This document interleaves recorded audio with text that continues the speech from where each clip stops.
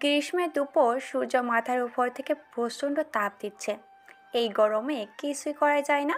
নিজের কাছে কেমন যেন একটা অস্বস্তি বোধ হয়। কলেজ ক্যাম্পাসে বড় কৃষ্ণচূড়ার গাছের তলায় বসে আছে নুসরাত, মিম, জান্নাত, রিয়া। সবার হাতে রয়েছে একটা করে আইসক্রিম। এক একজনের বেস্টু। কেউ কাউকে ছাড়া কিছুই বোঝে না। নুসরাত বলতে গেলে এই কলেজের সবার ক্রাশ।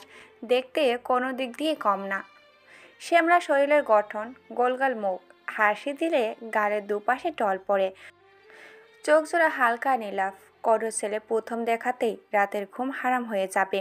নুসরাতের বাবা শহরের বড় একজন বিজনেসম্যান। দেশে নামডাক আছে তার বাবার। নুসরাত খুব দুষ্ট প্রকৃতির মেয়ে।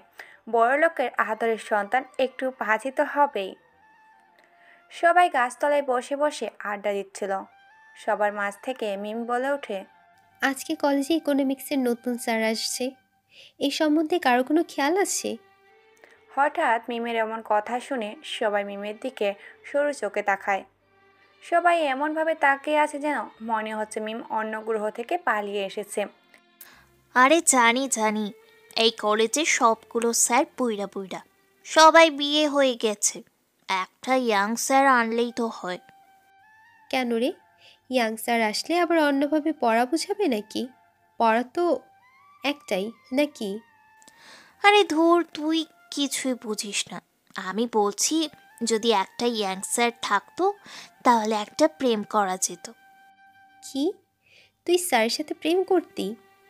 এত অবাক হওয়ার কি আছে? স্যারের সাথে প্রেম করলে কি কোনো সমস্যা হবে নাকি? আমাদের আরও বেশি ভালো হবে, পরীক্ষায় ভালো নম্বর পাবো।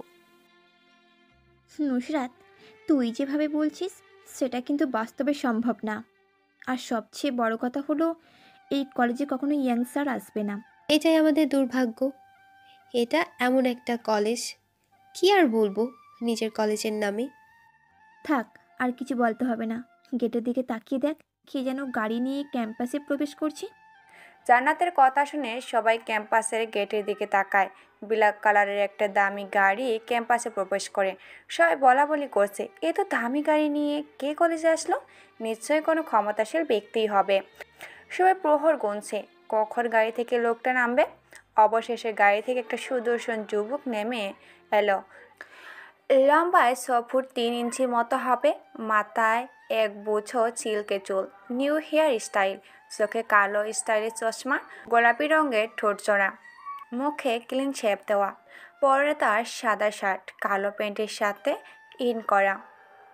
কলেজের সব মেয়েরা তো ছেলেটার দিকে যেই অবাক হয়ে আছে। ছেলেটার গায়ের রঙটা একেবারেই ফর্সা। সবাই বলা বলি করছে, ছেলেটা কত হ্যান্ডসাম, কিউট, হট। কিন্তু সেদিকে নুরসাথে কোনো খেয়ালই নেই। এক মনে বসে বসে আইসক্রিম খাচ্ছে। নুসরাত, দেখেছিস ছেলেটা কত কিউট? এমন একটা ছেলে যদি আমার বয়ফ্রেন্ড থাকতো, তাহলে সারাদিন শুধু ওকে দেখেই যেতাম। মিমের কথা নুসরাতের কাছে কেমন যেন বিরক্তি বিরক্তি লাগছে। একটা ছেলেকে নিয়ে এভাবে বলার কি থাকতে পারে? দুনিয়াতে মনে হয় আর এমন কোনো ছেলে খুঁজে পাওয়া যাবে না। কি শুরু করেছিস তোরা? কতক্ষণ ধরে একটা ছেলেকে নিয়ে সবাই এমন করছিস কেন? পৃথিবীতে কি একটা মাত্র ছেলে? আরও আছে। আমার আর কোনো ছেলেই চাই না, এটা হলেই যথেষ্ট। এখন সামনে সুদর্শন ছেলে থাকতে পৃথিবী ঘুরতে হবে কেন? এবার থাম তোরা, ক্লাসের সময় হয়ে এসেছে। তাড়াতাড়ি চল, ক্লাসে যাই। নুসরাতের কথা শুনে সবাই বিরক্ত বোধ করে। কত সুন্দর করে বসে বসে মজার আড্ডা দিচ্ছিল, কিন্তু এই ক্লাসের যন্ত্রণায় আর তা হলো না। একদিন ক্লাস না করলে কি আর এমন হবে ভেবেই পায় না কেউ। এখনও ক্লাসে স্যার আসেনি। নুসরাত সবসময় সামনের বেঞ্চেই বসে। পড়াশোনা নিয়ে সে একটু বেশি সিরিয়াস। মজার সময় মজা, লেখাপড়ার সময় লেখাপড়া। এখনও স্যার আসেনি, আরও কিছুক্ষণ বসে আড্ডা দিলে কতই না ভালো হতো। এই নুসরাতের জন্য আসতে হয়েছে। আরও কিছুক্ষণ বসে থাকতাম, আর তোরা সবাই সেই অচেনা ছেলেটার বিষয়ে কথা বলে আমাকে পাগল করে দিতি। ছেলেটার সম্পর্কে আর কিছু বলতাম না, শুধু আমাদের সাথে বসে আড্ডা দিলেই দেখতিস। জানা আছে তোদের সম্পর্কে, তোদের এক একটাকে আমি খুব ভালো করেই চিনে আছে আমার। তবে নুসরাত, তুই আর যাই বলিস না কেন, ছেলেটা কিন্তু সেই লেভেলের কিউট ছিল। ফরেনার ফরেনার একটা ভাব ছিল আর কি। ওই ছেলেটার সম্পর্কে আমার কাছে যদি আর একটা কথা বলিস তাহলে কিন্তু ভালো হবে না। এই নুসরাত, আমি তখন থেকে একটা ব্যাপার লক্ষ্য করছি। তুই ছেলেটার কথা শুনে এমন রেগে যাচ্ছিস, কিন্তু কেন? রাখবো না কেন সেটা আমাকে বল। একটা অচেনা অজানা ছেলেকে নিয়ে এমন এমন মন্তব্য করছিস যা শুনে আমার প্রচণ্ড রাগ লাগতেছে। আমরা একটা ছেলেকে নিয়ে এমন মন্তব্য করতেই পারি, সেটা আমাদের জানাশোনা বা অচেনা থাকলেও। তোর সমস্যা কোথায় সেটাই তো বুঝতে পারছি না। কী ব্যাপার নুসরাত মামুনি, ছেলেটাকে দেখে তুইও মনে মনে ক্রাশ খেয়েছিস? নিজের পছন্দের জিনিস তো কখনো আমাদের কাউকেই দিস না, তার মানে তুই ছেলেটার উপর ফিদা? কি বলতে চাইছিস তুই? এই নুসরাত চৌধুরী কারোর ওপর ক্রাশ খাবে? খবর নিয়ে দেখতে পারিস আমার ক্রাশ হবে নাকি ওই রকম একটা ছেলে। এটা তুই ভাবলি কি করে? হয়েছে হয়েছে, থাম এবার তুই। প্রিন্সিপাল স্যার আসছে মনে হয়, সামনে দেখ। জান্নাতের কথা শুনে সবাই সামনের দিকে তাকায়। প্রিন্সিপাল স্যার ক্লাসে প্রবেশ করছে, ওনার পিছনে পিছনে কেউ আসছে, কিন্তু সেই লোকটার মুখে ফেসটা স্পষ্ট বোঝা যাচ্ছে না। এবার সবার সামনে এসে দাঁড়ায় প্রিন্সিপাল স্যার আর লোকটা। সবাই অবাক দৃষ্টিতে তাকিয়ে বোঝার চেষ্টা করছে কিছুক্ষণ আগে গাড়ি থেকে নামা হ্যান্ডসাম ছেলেটা এই ক্লাসের প্রিন্সিপাল স্যারের সাথে কিসের জন্য এসেছে কেউ বুঝতে পারছে না। প্রিন্সিপাল স্যার খুব মজার একটা মানুষ, সব সময় হাসি খুশি থাকতে পছন্দ করেন।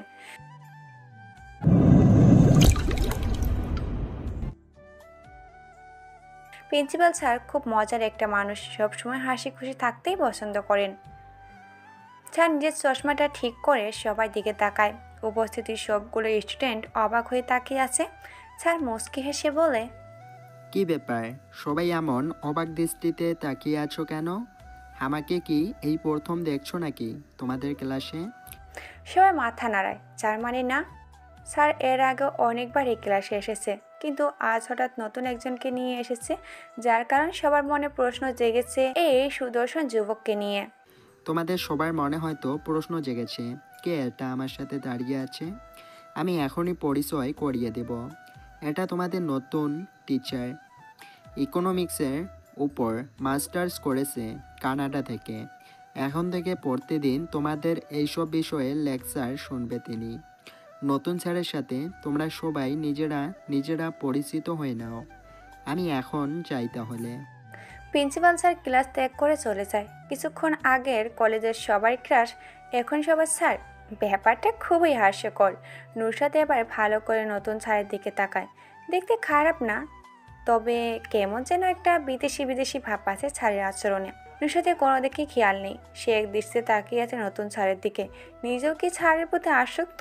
এটা ভেবেই নুসরাত নিজের উপর নিজেই রাগ হয়। নতুন স্যার নিজের পরিচয় দিতে শুরু করলেন। আমি রায়হান রহমান রিহান চৌধুরী, ইকোনমিক্সের উপর কানাডা থেকে মাস্টার্স কমপ্লিট করে এসেছি। আমার বাসা গুলশানে, নিজের পরিবারের সাথেই থাকি। আমার বাবা ঢাকার একজন বড় বিজনেসম্যান। কম বেশি হয়তো চিনো আরিয়ান চৌধুরীকে, তিনিই আমার বাবা। এটাই আমার সংক্ষিপ্ত পরিচয়। আজ থেকে প্রতিদিন তোমাদের ক্লাস নেব আমি। এখন তোমরা নিজেদের পরিচয় আমাকে বলো। ছেলেদের থেকে পরিচয় পর্ব শুরু হয়। একে একে সবাই নিজেদের পরিচয় দিয়ে দেয়। এখন নুসরাতের কাছে এসে দাঁড়িয়ে আছে রিয়ান। নুসরাত বসা থেকে উঠে দাঁড়ায়, মাথাটা হালকা নিচু করে বলতে থাকে, আমি নুসরত চৌধুরী, এইবার অনার্স প্রথম বর্ষে পড়ি। আমার বাবা শহরের একজন বিজনেসম্যান। নুসরাত খেয়াল করছে রিয়ান স্যার এক দৃষ্টিতে তাকিয়েছিল তার দিকে। সবার পরিচয় নেওয়ার সময় তিনি বেশ বিরক্ত বোধ করেছিলেন, কিন্তু যখন নুসরাতের সামনে এসে দাঁড়ায় তখনই রিয়ান স্যারের মুখে হাসি ফুটে ওঠে। ব্যাপারটা বুঝতে পারছে না নুসরাত। কালকে থেকে ক্লাস শুরু করব। আজকে পরিচয় পূর্ব পর্যন্ত সমাপ্ত। আজ আমি আসি তাহলে, দেখা হবে কালকে। রিয়ান স্যার চলে যাওয়ার সাথে সাথে সবাই ক্লাস ত্যাগ করে বাইরে চলে যায়। নুসরাত নিজের সিটে বসেই আছে নিঃশব্দে। নুসরাত চল, এখন বাইরে যেয়ে আড্ডা দেবো সবাই মিলে। স্যারের সম্পর্কে আজ সব আড্ডা হবে। নুসরাত ওঠ, চল আমাদের সাথে।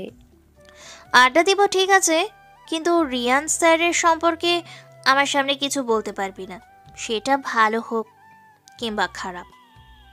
সেটা পরে দেখা যাবে।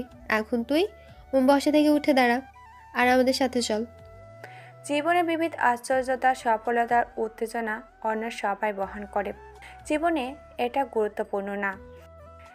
এক গভীরভাবে অচল মানুষ হয়তো এক নবীন শতাব্দীতে নক্ষত্রের নিচে। নুসরাতের মাথায় এখন একটা বিষয় চেপে বসে আছে, সেটা হলো রিয়ান ছাড়। কেন কেন তিনি এভাবে তাকিয়েছিল? কি ছিল সেই মায়াবী চোখে তাকানোর মাঝে? রহস্যের মায়াজাল ঘিরে ধরছে নুসরাতকে। নুসরাত, আমি কিন্তু অনেকক্ষণ ধরে লক্ষ্য করছি তুই কেমন যেন অন্যমনস্ক হয়ে গেছিস। সকালে তো কত সুন্দর করে আমাদের সাথে জমিয়ে আড্ডা দিচ্ছিলি, কিন্তু ক্লাসে ঢোকার পর থেকে কিছু একটা নিয়ে চিন্তা করছিস তুই। নুসরাত নিজের চিন্তায় মুখে হাসি ফোটানোর বেঁধা চেষ্টা করছে, কারণ সে জানতে চায় না রিয়ান স্যারের রহস্যময় বিষয়টা। কোথায় আমি অন্যমনস্ক হয়ে আছি? তোরা নতুন স্যারের কথা বলতে বলতে আমায় পাগল করে ফেলেছিস। এখন আবার কিন্তু সেই বিষয় নিয়ে কোনো কথা বলবি না। সবাই নিজেদের মতো করে আড্ডা দিতে থাকে। এভাবে হয়তো তাদের সময়টাই কেটে যাবে। কিন্তু এই ব্যস্ত শহরে অবহেলিত জনগোষ্ঠী খবর নেওয়ার প্রয়োজন বোধ করে না কেউ। সবাই নিজেদের কাজেই ব্যস্ত। এদিকে রিয়ান কলেজ শেষ করে গুলশানের নিজের বাড়িতে চলে আসে। রিয়ানের বাবা আরিয়ান চৌধুরী গুলশানের ফাঁকা একটা বড় জায়গায় নিজের বাড়ি স্থাপন করে। দোতলায় বাড়িটার সৌন্দর্যের আশেপাশে ছড়িয়ে পড়ছে। এটাই মূলত গুলশানের সবচেয়ে সুন্দর বাড়ি। সাদা, নীল, হলুদ রঙের মিশ্রণে বাসাটা চকমক করছে। রিয়ানের গাড়ি চৌধুরী মঞ্জিলের ভিতরে প্রবেশ করে। গাড়ি থেকে নেমে বাসার মেইন দরজা দিয়ে প্রবেশ করে সে। আয়ান চৌধুরী রিয়ানের বাবা সোফায় বসে বসে টিভিতে সংবাদ দেখছিল। রিয়ান গিয়ে সোফায় হেলান দিয়ে বসে পড়ে। সে একটা সার্ভেন্টকে ডাক দিয়ে বলে ঠান্ডা পানি নিয়ে যেতে। কি ব্যাপার রিয়ান, খুব টায়ার্ড নাকি তুমি? বাইরে থেকে এসে ফ্রেশ না হয়ে সোফায় বসে পড়লে? রিয়ানের চোখে হতাশার ছাপ। ক্লান্তিতে শরীরটা সেয়ে গেছে। পানি না খেলে এখন গলা দিয়ে কথাও বের হবে না মনে হয়। সার্ভেন্ট রিয়ানের জন্য পানি নিয়ে আসে। রিয়ান পানি পান করে। এখন গলা দিয়ে আওয়াজ বের হবে। শরীরের হালকা শক্তির ভাব এসেছে। বাবা, আমি অনেক ক্লান্ত। দেশে এসে আজকে প্রথম অনেকগুলো জায়গায় ভ্রমণ করেছি। শরীরটা হালকা দুর্বল মনে হচ্ছে। শুনলাম কলেজে নাকি জয়েন হয়েছো। আমি বুঝতে পারছি না, আমার এত বড় একটা ব্যবসা থাকতে তুমি কেন কলেজে জয়েন করেছো? বাবা, তুমি তো জানোই ব্যাপারটা, তাহলে কেন এটা নিয়ে এত ভাবছো? আমি কিছুদিন পরেই অফিসে জয়েন করব। খুশি হলাম কথাটা শুনে, তবে তোমার বিয়ের ব্যাপারটা নিয়ে আমি আর তোমার মা কিন্তু বেশ ভালোই চিন্তিত। কেন? আমার বিয়ে নিয়ে তোমাদের এত চিন্তা কেন? আমি আমার সিদ্ধান্ত তো তোমাদেরকে আগেই জানিয়ে দিয়েছি। আমি তো সেটা বুঝতে পারছি, কিন্তু তোমার সেটা শুনতে বা মানতে নারাজ। এখন তুমি তোমার মায়ের সাথে কথা বলে দেখো কি বলে সে। আমি এখনই যে মার সাথে এটা নিয়ে কথা বলছি, তোমাকে আর চিন্তা করতে হবে না। কথাটা বলে রিয়ান মায়ের রুমের দিকে যেতে থাকে। রিয়ানের মা রাফিয়া চৌধুরী বিছনার চোখ জোড়া বন্ধ করে শুয়ে আছে। রিয়ান যেয়ে মায়ের পাশে বসে। হঠাৎ কেউ বিছনার উপর বসায় রিয়ানের মা চোখ দুটা মেলে তাকায়। কখন এসেছিস বাবা? দেখে মনে হচ্ছে ফ্রেশ না হয়ে চলে এসেছিস আমার কাছে। কোনো কিছু প্রয়োজন? মা, আমার কিছু প্রয়োজন নেই এখন। বাবার কাছে শুনলাম আমার বিয়ে নিয়ে নাকি তোমরা অনেক চিন্তিত। আমার একমাত্র ছেলে, তার বিয়ের বয়স হয়েছে। এখন এটা চিন্তা করলে হবে? আগে থেকে তো সব কিছু ঠিক করতে হবে। মা, তুমি তো জানোই আমার কথা, তাহলে কেন আবার নতুন করে এসব নিয়ে চিন্তা করছো? তুই এখন গিয়ে ফ্রেশ হয়ে নে, এটা নিয়ে পরে কথা হবে। দেখে মনে হচ্ছে সারাদিন বাইরে কিছু খাসনি, মুখটা শুকিয়ে গেছে। রিয়ান মায়ের রুম থেকে বের হয়ে যায়। এখন ফ্রেশ হতে হবে। সে এটা নিশ্চিত। সে জানে তার মা বাবা কখনো তার অমতে কিছুই করবে না। এই শোনো না, প্রতিদিন ভালোবাসার নতুন নতুন গল্প পেতে ও শুনতে চাইলে আমাদের আলোর ডায়েরি চ্যানেলটি সাবস্ক্রাইব করে পাশে থাকা বেল আইকনটি বাজিয়ে দিও, কেমন? মুখের ওপর কারো গরম নিঃশ্বাস পড়ায় ঘুম ভেঙে যায় নুসরাতের। হালকা করে নিজের শরীরকে নাড়াচাড়া করার চেষ্টা করছে, কিন্তু পাচ্ছে না। মনে হচ্ছে কেউ নুসরাতকে জড়িয়ে ধরে শুয়ে আছে। কে কে এত রাতে রুমে ঢুকেছে? নুসরাত ডান হাতটা নাড়তে থাকে। কারো মুখে হাতটা যেয়ে লেগেছে। মুখে ক্লিন শেভ করা, দাড়ির আভা।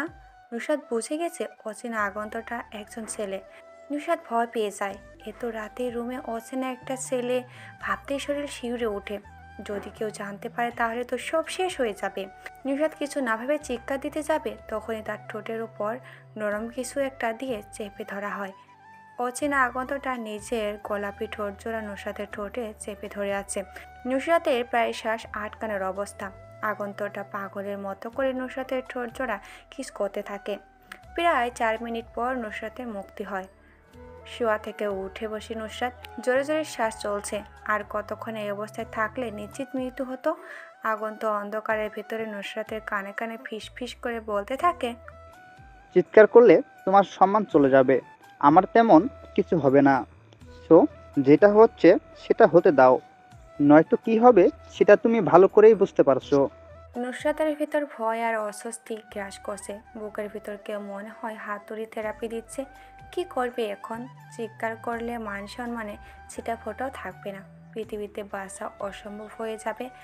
যদি এখন অচেনা আগন্তটাকে কথায় সাড়া দেয়, কথায় মাথায় এক বোঝার চিন্তা এসে পড়েছে। আগে কখনো ছেলে মানুষের এত কাছে চায়নি নুসরাত। আর যদি কোনো অঘটন ঘটে তাহলে কি করবে? নিজের মুখ দেখাবে কি করে মা বাবার কাছে? দয়া করে আমার সাথে কোনো খারাপ কিছু করবে না। আমি আমার এই মুখ কাউকে দেখাতে পারবো না। মৃত্যু ছাড়া আমার কোনো গতিই থাকবে না। নুসরাত কথা বলছে আর নিঃশব্দে কান্না করছে। আগন্তটা নুসরাতের মুখটা চেপে ধরে। মৃত্যুর কথা কখনো মুখেও আনবে না, তাহলে কিন্তু খারাপ কিছু হয়ে যাবে। আমি তোমাকে ভালোবাসি, তোমার অসম্মান হবে এমন কাজ আমি কখনো করব না। অনেক দিন পর তোমাকে নিজের কাছে পেয়েছি, তাই কন্ট্রোল করতে পারছি না। নুসরাত অবাক। একটা ছেলে তাকে ভালোবাসে আর সে এটা জানেও না। কিন্তু কে এই ছেলে? পরিচিত বলে মনে হচ্ছে না। কে আপনি? পরিচয় বলেন আপনার। আমার অজান্তেই আমাকে কেউ ভালোবাসে, আমি তাকে দেখতে চাই। এমন অদৃশ্য হয়ে আসার কারণ কি? আমি তোমাকে তোমার অজান্তেই ভালোবেসে ফেলেছি। আমাকে তুমি দেখতে পারবে না। আমি আসবো কোনো একদিন তোমার সামনে নিজের পরিচয় নিয়ে। ওই দিন না হয় আমাকে মন ভরে দেখে নিও। নুসরাত এই প্রথম কোনো এক অজানা অনুভূতির সম্মুখীন হয়েছে। এত রাতের রুমে কখনো কোনো ছেলের সাথে বসে বসে ফিস ফিস করে কথা বলাই হয়নি। আপনি কখন যাবেন? যদি আমার বাবা মা বুঝতে পারে আমার রুমে কোনো ছেলে আছে, তাহলে কিন্তু আপনাকে আর আমাকে মেরেই ফেলবে। তোমার বাবা মা কেউ জানবে না। আমি ফজরের আগেই চলে যাব। অনেকদিন পর তোমাকে কাছে পেয়েছি, ছেড়ে যেতে মন চাচ্ছে না। আমি আপনার বউ না যে আমার সাথে থাকার আশা করছেন। এখন বউ না তো কি হয়েছে, একদিন তো আমার ঘর আলোকিত করে নতুন বউ সেজে আসবে। এখন না হয় ভালোবাসার মানুষ হয়ে থাকো। শখ তো আমাকে বিয়ে করার। আমি কখনো আপনার মতো মানুষকে বিয়ে করব না। আপনি এক্ষুনি চলে যান, নয়তো খারাপ কিছু করে ফেলবো আমি। কথাটা শুনে আগন্ত নুসরাতকে পিছন থেকে জড়িয়ে ধরে। নুসরাতের ঘাড়ে মুখ গুজে। আগন্তকের গরম নিঃশ্বাসে নুসরাত শিউরে ওঠে। মনের ভিতরে কেমন যেন একটা অনুভূতি সৃষ্টি হচ্ছে। এটা আগে কখনো ঘটেনি তার সাথে। নুসরাত আগন্তটার কাছ থেকে ছুটার জন্য নাড়াচাড়া করতে থাকে, কিন্তু আগন্ত নুসরাতকে কোনোভাবেই ছাড়ার জন্য প্রস্তুত নয়। আগন্ত যেন আরও পাগল হয়ে গেছে। দু হাত দিয়ে নুসরাতের মুখটার সামনে এনে দুজনের কপালটা স্পর্শ করে। দুজনের ভারী নিঃশ্বাস মুখের ওপরে পড়ছে। আগন্ত নুসরাতের ঠোঁটের সাথে নিজের ঠোঁট জোড়া মিশিয়ে দেয়। কিছুক্ষণ পর নুসরাতকে ছেড়ে উঠে দাঁড়ায় আগন্ত। নুসরাত ভয়ে কাঁপছে। সে নিজেও লজ্জায় পড়ে গেছে। একটা অচেনা ছেলের সাথে এটা কি করে হয়ে গেল ভাবতেই গা ছিমছিম করছে। নুসরাত ঠোঁটের কোণে হালকা ব্যথা অনুভব করছে। তার মানে আগন্তটা নুসরাতের ঠোঁটে কামড় দিয়েছে। নুসরাতের রুমের দক্ষিণ পাশে একটা বড় ব্যালকনি রয়েছে, যেখান থেকে শহরটা বেশ বোঝা যায়। ব্যালকনিতে অনেকগুলো ফুল চারা আছে। আগন্ত রুমের ঠিক দক্ষিণ পাশের ব্যালকনিতে গিয়ে দাঁড়ায়। নুসরাত বিছনা থেকে নেমে ব্যালকনির দিকে যেতে থাকে। মূলত আগন্তটা কিভাবে যায় এটাই দেখার জন্য। বাইরে আলো জ্বলছে। সেই আলোতে নুসরাত দেখতে পাচ্ছে আগন্তকের পরনের কালো কালারের জিন্স জ্যাকেট, স্টাইলিশ ছেঁড়া প্যান্ট, মুখে কালো কালারের মাস্ক। কিন্তু আগন্তুকের মুখে মাস্ক আগে ছিল না, এটা কিন্তু এখন আসলো কোথা থেকে ভেবেই পাই না নুসরাত। আগন্তুকটা রাতের আন্ধারে নিঃশব্দ মিলিয়ে যায়। আজ নিজেকে বড় একা মনে হচ্ছে নুসরাতের। জানা নেই শোনা নেই হঠাৎ মাঝরাতে কোনো এক অপরিচিত ছেলে এরকম কিছু করতে পারলো, ভাবতেই পারছি না নুসরাত। কিছুক্ষণ আগের ঘটনা মনে করার চেষ্টা করলে বুকটা থক করে ওঠে। তবে এটা ভেবে নুসরাত একটু শান্তি পায় যে ছেলেটা সত্যিই নুসরাতকে ভালোবাসে, না হলে এত রাতে একটা ছেলে একটা মেয়েকে এত কাছে পেয়েও খারাপ কিছু করেনি। কি করার বাকি রেখেছে ছেলেটা? নুসরাতের জীবনের প্রথম একটা কালো রাতের অধ্যায় হিসাবে পরিচিত হয়ে থাকবে। এমন অবাক করা ঘটনা জীবনের শেষ মুহূর্ত পর্যন্ত মনের এক কোণে গেঁথে থাকবে নুসরাতের। আজ 2 দিন পর নুসরাত কলেজে এসেছে। ভয়ঙ্কর অতীতটা চোখের সামনে ভাসছে। নিজেকে স্বাভাবিক রাখার চেষ্টা করছে সে। অতীত নিয়ে সামান্য চিন্তাভাবনা দোষের কিছু নেই। যদি মানব জীবনের সমস্ত কিছু অতীত দিয়ে বিবেচনা করা হয় তাহলে সেটা শুধু দোষের নয়, বরং সেটা মানুষের ভবিষ্যতের জন্য অনেক ক্ষতিকর। সবারই একটা অতীত থাকে যেখানে হাসি খুশি ভরা কিছু মুহূর্তের পাশাপাশি থাকে চোখ ভেজানো গল্প। কিন্তু যতই চেষ্টা করা হোক না কেন আমরা না পারি মুছতে বা ভুলতে, বরং যতই ভুলতে চেষ্টা করি ততই মনে পড়ে যায়। অতীত ভুলে নিজেকে স্বাভাবিক রেখে স্বাধীনভাবে চলাফেরা করা। মিম, জান্নাত, রিয়া সকলে কৃষ্ণচূড়ার গাছের তলায় বসে বসে আড্ডা দিচ্ছে। আজ তাদের সাথে আড্ডা দিতে নুসরাত নেই। নুসরাত প্রতিদিন সেই জায়গায় বসতো, আজকে সেই স্থানটা ফাঁকা। দূর থেকে সেটা লক্ষ্য করছে নুসরাত। সেই উদাস মনে গুটি গুটি পায়ে হেঁটে যায় কৃষ্ণচূড়ার গাছের তলায়। 2 দিন পর কলেজে নুসরাতকে দেখে কম বেশি অনেকেই অবাক। নিয়মিত আসা একটা ভালো স্টুডেন্ট 2 দিন কলেজে আসছে না, বিষয়টা ভাবাচ্ছে সবাইকে। যাক বাবা, 2 দিন পর নুসরাতের দেখা মিলল। তা নুসরাত, এই 2 দিন কোথায় ছিলি? মোবাইল বন্ধ, কি হয়েছে তোর?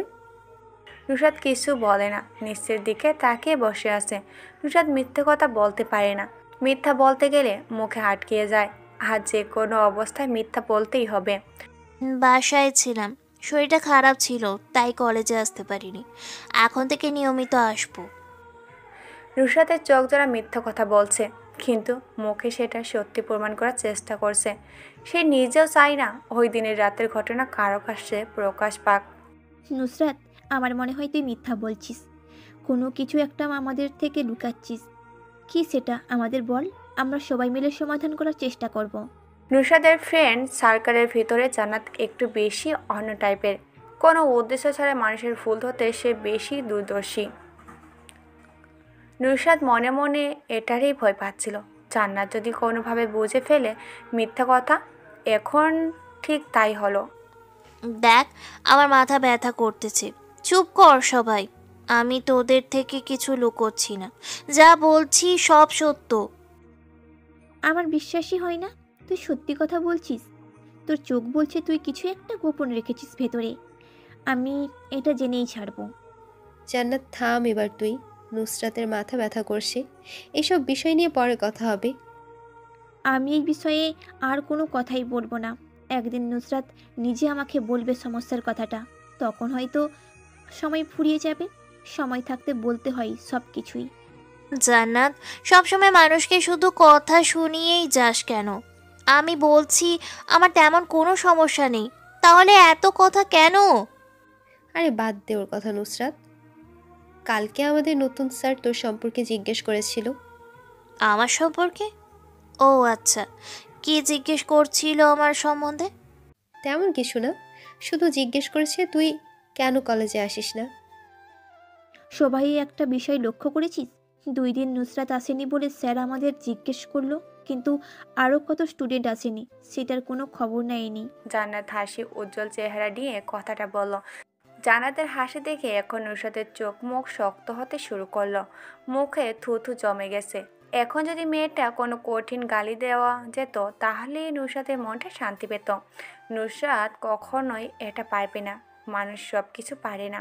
পৃথিবীতে অনেক কাজই আছে যা মানুষের দ্বারা সম্ভব না। নুসরাত কাউকে কড়া করে কথা বলতে পারে না, যদিও রাগের মাথায় বলতে চায়, কিন্তু পরে কি হবে এটা চিন্তা করে আর কিছুই বলে না। হাসি থামালি কেন? হাসো, আরো জোরে জোরে হাসো। তুই আমাকে পাগল করে দিবি নাকি? বলছি আমার মাথা ব্যথা করছে, তবুও তুই এমন করছিস। জান্নাত হাসি থামায় না। ডান হাত দিয়ে মুখ চেপে ধরেও কাজ হচ্ছে না। কেন জানি আজ জান্নাতের মনে হাসির রং লেগেছে, কোনোভাবেই হাসি থামছে না। দিন দিন জান্নাত কেমন জানি হয়ে যাচ্ছে, সারাদিন হাসি খুশিতে ভরপুর থাকে। মনে হয় জান্নাতের হাসির রোগ ধরেছে। পৃথিবীতে কি এমন অদ্ভুত রোগে আক্রান্ত হওয়া মানুষ পাওয়া যায়? নুসরাতের ভিতরে ভিতরে রাগ বেড়ে চলেছে, তা সে প্রকাশ করতে পারছে না। নিয়মিত এটা একটা সমস্যা হয়ে দাঁড়াচ্ছে নুসরাতের। সে চাইলেও কারোর সাথে রাগ দেখাতে পারে না। ক্লাসের সময় হয়ে এসেছে, সবাই ক্লাসের উদ্দেশ্যে রওনা দেয়। আজ রিয়ান গোলাপি রঙের একটা শার্ট সাথে কালো প্যান্ট পরেছে। অন্যদিনের চেয়ে আজকে বেশি আকর্ষণীয় লাগছে তাকে। নুসরাতের কিছুই ভাল লাগতেছে না, সব কিছু থেকে মন উঠে গেছে। আগের মতো মুখে উদ্দাসিত লেগে নেই, জ্যোতিহীন মনে হচ্ছে সব কিছু। সেই দিন রাতের পর থেকে নুসরাত রহস্যের মায়াজালে আটকে গেছে। অন্ধকার রজনীর বিবর্তনে অজ্ঞাত আগন্তটা কে ছিল, এটা যতক্ষণ পর্যন্ত না জানবে ততক্ষণ নুসরাতের মনে শান্তি হবে না। সামনের বেঞ্চটা আজ ফাঁকা। নুসরাত মাঝের সারির দিকে বসেছে। আজ দ্বিতীয়বারের মতো নুসরাত পিছনের দিকে বসেছে। আগে একবার দেরি করে আসার জন্য পিছনে বসেছিল। সামনের বেঞ্চ ফাঁকা রেখে সবাই পিছনের দিকে বসে আছো কেন? পিছন থেকে সামনে এসে বেঞ্চ পরিপূর্ণ করো। রিয়ানের কথায় পিছন থেকে দুটো মেয়ে এসে সামনে বসে। এটা রিয়ানের কাছে ভালো লাগেনি। যদি অন্য কেউ এসে বসতো তাহলে মনে একটা আহ্লাদ থাকতো, কিন্তু এখন আফসোস।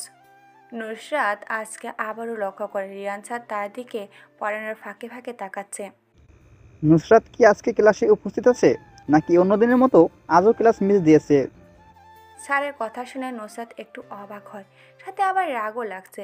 এতক্ষণ তো বেশ ভালো করে তাকিয়েছিল, কিন্তু এখন আবার এটা বলে ভাব নেওয়ার কি আছে?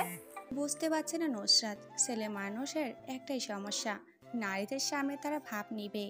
জীবনের বেশি সময় নিঃসঙ্গে কাটাতে হয়। ভাব নিলে যদি কোনো রূপবতী মেয়ের প্রেমে পড়ে যায়, এটার জন্য সবসময় মেয়েদের সামনে অন্যরকম ব্যবহার করতে শুরু করে। নুসরাত বসা থেকে দাঁড়িয়ে যায়। নুসরাতের দাঁড়িয়ে যাওয়া দেখে রিয়ান মুচকি হাসে। তুমি তাহলে নুসরাত, ক্লাসের টপ স্টুডেন্ট? এখন আমাকে এটা বলো যে দুদিন ধরে ক্লাসে ছিলে না কেন? নুসরাত আহত গলায় জবাব দেয়। স্যার, আমি অসুস্থ ছিলাম, যার কারণে নিজ বাসায় এই 2 দিন অবস্থান করেছি। অসুস্থ ছিলে নাকি আমি এটা জানি না। ক্লাস শেষে তুমি আমার কেবিনে আসবে, এটা নিয়ে তোমার সাথে জরুরি কথা বলতে হবে। নুসরাত অসহায় দৃষ্টিতে তাকিয়ে থাকে রিয়ানের দিকে। রিয়ানের ঠোঁটের কোণে শয়তানি হাসি। নুসরাত নিজেও জানে না ওই রহস্যময় শয়তানি হাসির মানে। নতুন স্যারের প্রথম অর্ডার নুসরাতের উদ্দেশ্য নিজের কেবিনে ডেকেছে, হয়তো বা কোনো বড় ধরনের কারণে ডেকেছে। ক্লাস শেষে রিয়ান বেরিয়ে যায়। নুসরাত অসহায় হরিণের মতো করে চেয়ে আছে স্যারের যাওয়ার দিকে। নুসরাত, তাড়াতাড়ি যা, দেখ যে রিওয়ান স্যার কি গুরুত্বপূর্ণ কথা বলে। আমাদের সামনেই তো কিছু বললো না, নিজের কেবিনে নিয়ে পার্সোনালি কথা বলতে হবে হয়তো। আমি একা কি করে যাব? তোরাও কেউ চল আমার সাথে। আমাদের যেতে হবে কেন? তার তোকে পার্সোনালি একা যেতে বলেছে, আমাদের সামনে বললে কি তোর ক্লাস বলতো? জীবনের একটা সময় মানুষ বড় একা হয়ে যায়। এখন নুসরাতের কাছেও নিজেকে এমনই মনে হচ্ছে। নিজেকে স্বাভাবিক করে রিয়ান স্যারের কেবিনের দিকে রওনা দেয়। রিয়ান স্যারের কেবিনটা খুব সুন্দর করে সাজানো। প্রিন্সিপাল স্যারের মতো এক্সট্রা একটা বড় কেবিন দেওয়া হয়েছে। নতুন একটা প্রপোজারের জন্য আলাদা রুম, বেশ ভালো তো। নুসরাতের বুক ধুকপুক করছে, কেমন জানি একটা অজানা ভয় ভিতরে কাজ করছে। 2 দিন ক্লাসে না আসার কি এমন বলতে পারে রিয়ান স্যার? মনের ভিতরে এক বোঝার সাহস নিয়ে ভিতরে প্রবেশ করে নুসরাত। রিয়ান স্যার জানলার পাশে দাঁড়িয়ে কার সাথে যেন কথা বলছে। দেখে মনে হচ্ছে খুবই গুরুত্বপূর্ণ কথা বলছে। টেবিলের উপরে বিভিন্ন সাহিত্যিক পুস্তিকা রাখা আছে, যেখানে সবচেয়ে উপরের বইটা হুমায়ুন আহমেদের লেখা পেন্সিলে আঁকা পরি উপন্যাস। নুসরাত এই বইটা অনেকবার পড়েছে, বারবার পড়তে ইচ্ছা করে। নুসরাত নিঃশব্দে তাকিয়ে আছে উপন্যাস বইটার দিকে। রিয়ান ফোন করা শেষ করে নিজের চেয়ারে এসে বসে পড়ে। মুখে লেগে আছে রাগের আভা, সুন্দর মুখটা লাল হয়ে আছে। নুসরাত বুঝতে পারছে না কি কারণে স্যার এমন রেগে আছে। নুসরাত, তোমার মধ্যে কি কোনো শিষ্টাচার নেই? নম্রতা, ভদ্রতা বজায় রেখে চলাফেরা করতে পারো না? রিয়ান বেশ রেগে মেগে নুসরাতকে উদ্দেশ্য করে কথাটা বলছে। হঠাৎ করে এমন কথা বলায় নুসরাত ভয় পেয়ে যায়। মানে স্যার, আমি কি করেছি? কি করনি তাই বলো। কারো কেবিনে প্রবেশ করার আগে যে অনুমতি নিয়ে আসতে হয়, এটা তুমি জানো না? নুসরাতের মনেই ছিল না অনুমতি না নিয়ে প্রবেশ করার কথাটা। অস্বস্তির মাঝে সব কিছু ভুলে যায় নুসরাত। একটা কথাই মাথায় আসছিল, তখন রিয়ান স্যার কেন নিজে কেবিনে ডেকেছে। স্যার, আমি জানতাম কারোর কেবিনে প্রবেশ করার আগে যে অনুমতি নিয়ে প্রবেশ করতে হয়, কিন্তু আমি তখন বেশি গভীর চিন্তায় আসক্ত ছিলাম, যার কারণে অনুমতি নিয়ে প্রবেশ করতে ভুলে যাই। আমি দুঃখিত স্যার। বুঝতে পারছি। পরবর্তী সময়ে যেন এই ভুলটা আর না হয়। এখন তোমাকে যে কারণে ডেকেছি তা শোনার জন্য কি তুমি প্রস্তুত? রিয়ানের গলার আওয়াজ কমে গেছে। এতক্ষণ যেমন একটু বেশি জোরে কথা বলছিল, এখন তা প্রায় নীরব। নুসরাত লক্ষ্য করছে রিয়ান স্যারের চোখে মুখে অস্থিরতা কাজ করছে। কোনো গুরুত্বপূর্ণ কথা বলতে কি এতভাবে চিন্তা করে বলা হয় নাকি? এতক্ষণ কত কথা বলা যেত, কিন্তু প্রায় 10 মিনিট হয়ে গেছে। এখন পর্যন্ত রিয়ান স্যারের মুখে দিয়ে কোনো বাক্য উচ্চারণ হয়নি। নুসরাত বিরক্ত হয়ে গেছে দাঁড়িয়ে থাকতে থাকতে। কতক্ষণ এভাবে নিঃশব্দে চুপ করে দাঁড়িয়ে থাকা যায়? বিরক্ত হয়ে নুসরাত মুখ খুলল। স্যার, আর কতক্ষণ এইভাবে দাঁড়িয়ে থাকবো? দাঁড়িয়ে থাকতে থাকতে আমার পা ব্যথা করছে। আমি আজকে আসি, আপনি অন্য দিন আমাকে যা বলবেন বলবেন। দাঁড়াও নুসরাত, আমাকে কথাটা আজকেই বলতে হবে। দেখো, তুমি আমাকে হয়তো তোমাদের স্যার হিসেবে কিছুদিন আগে থেকেই চিনো, কিন্তু আমি তোমাকে তোমার অজান্তেই অনেক আগে থেকেই চিনি। আমার বাবার অনেক বড় বিজনেস আছে। আমি কানাডা থেকে পড়াশোনা কমপ্লিট করে এসেছি।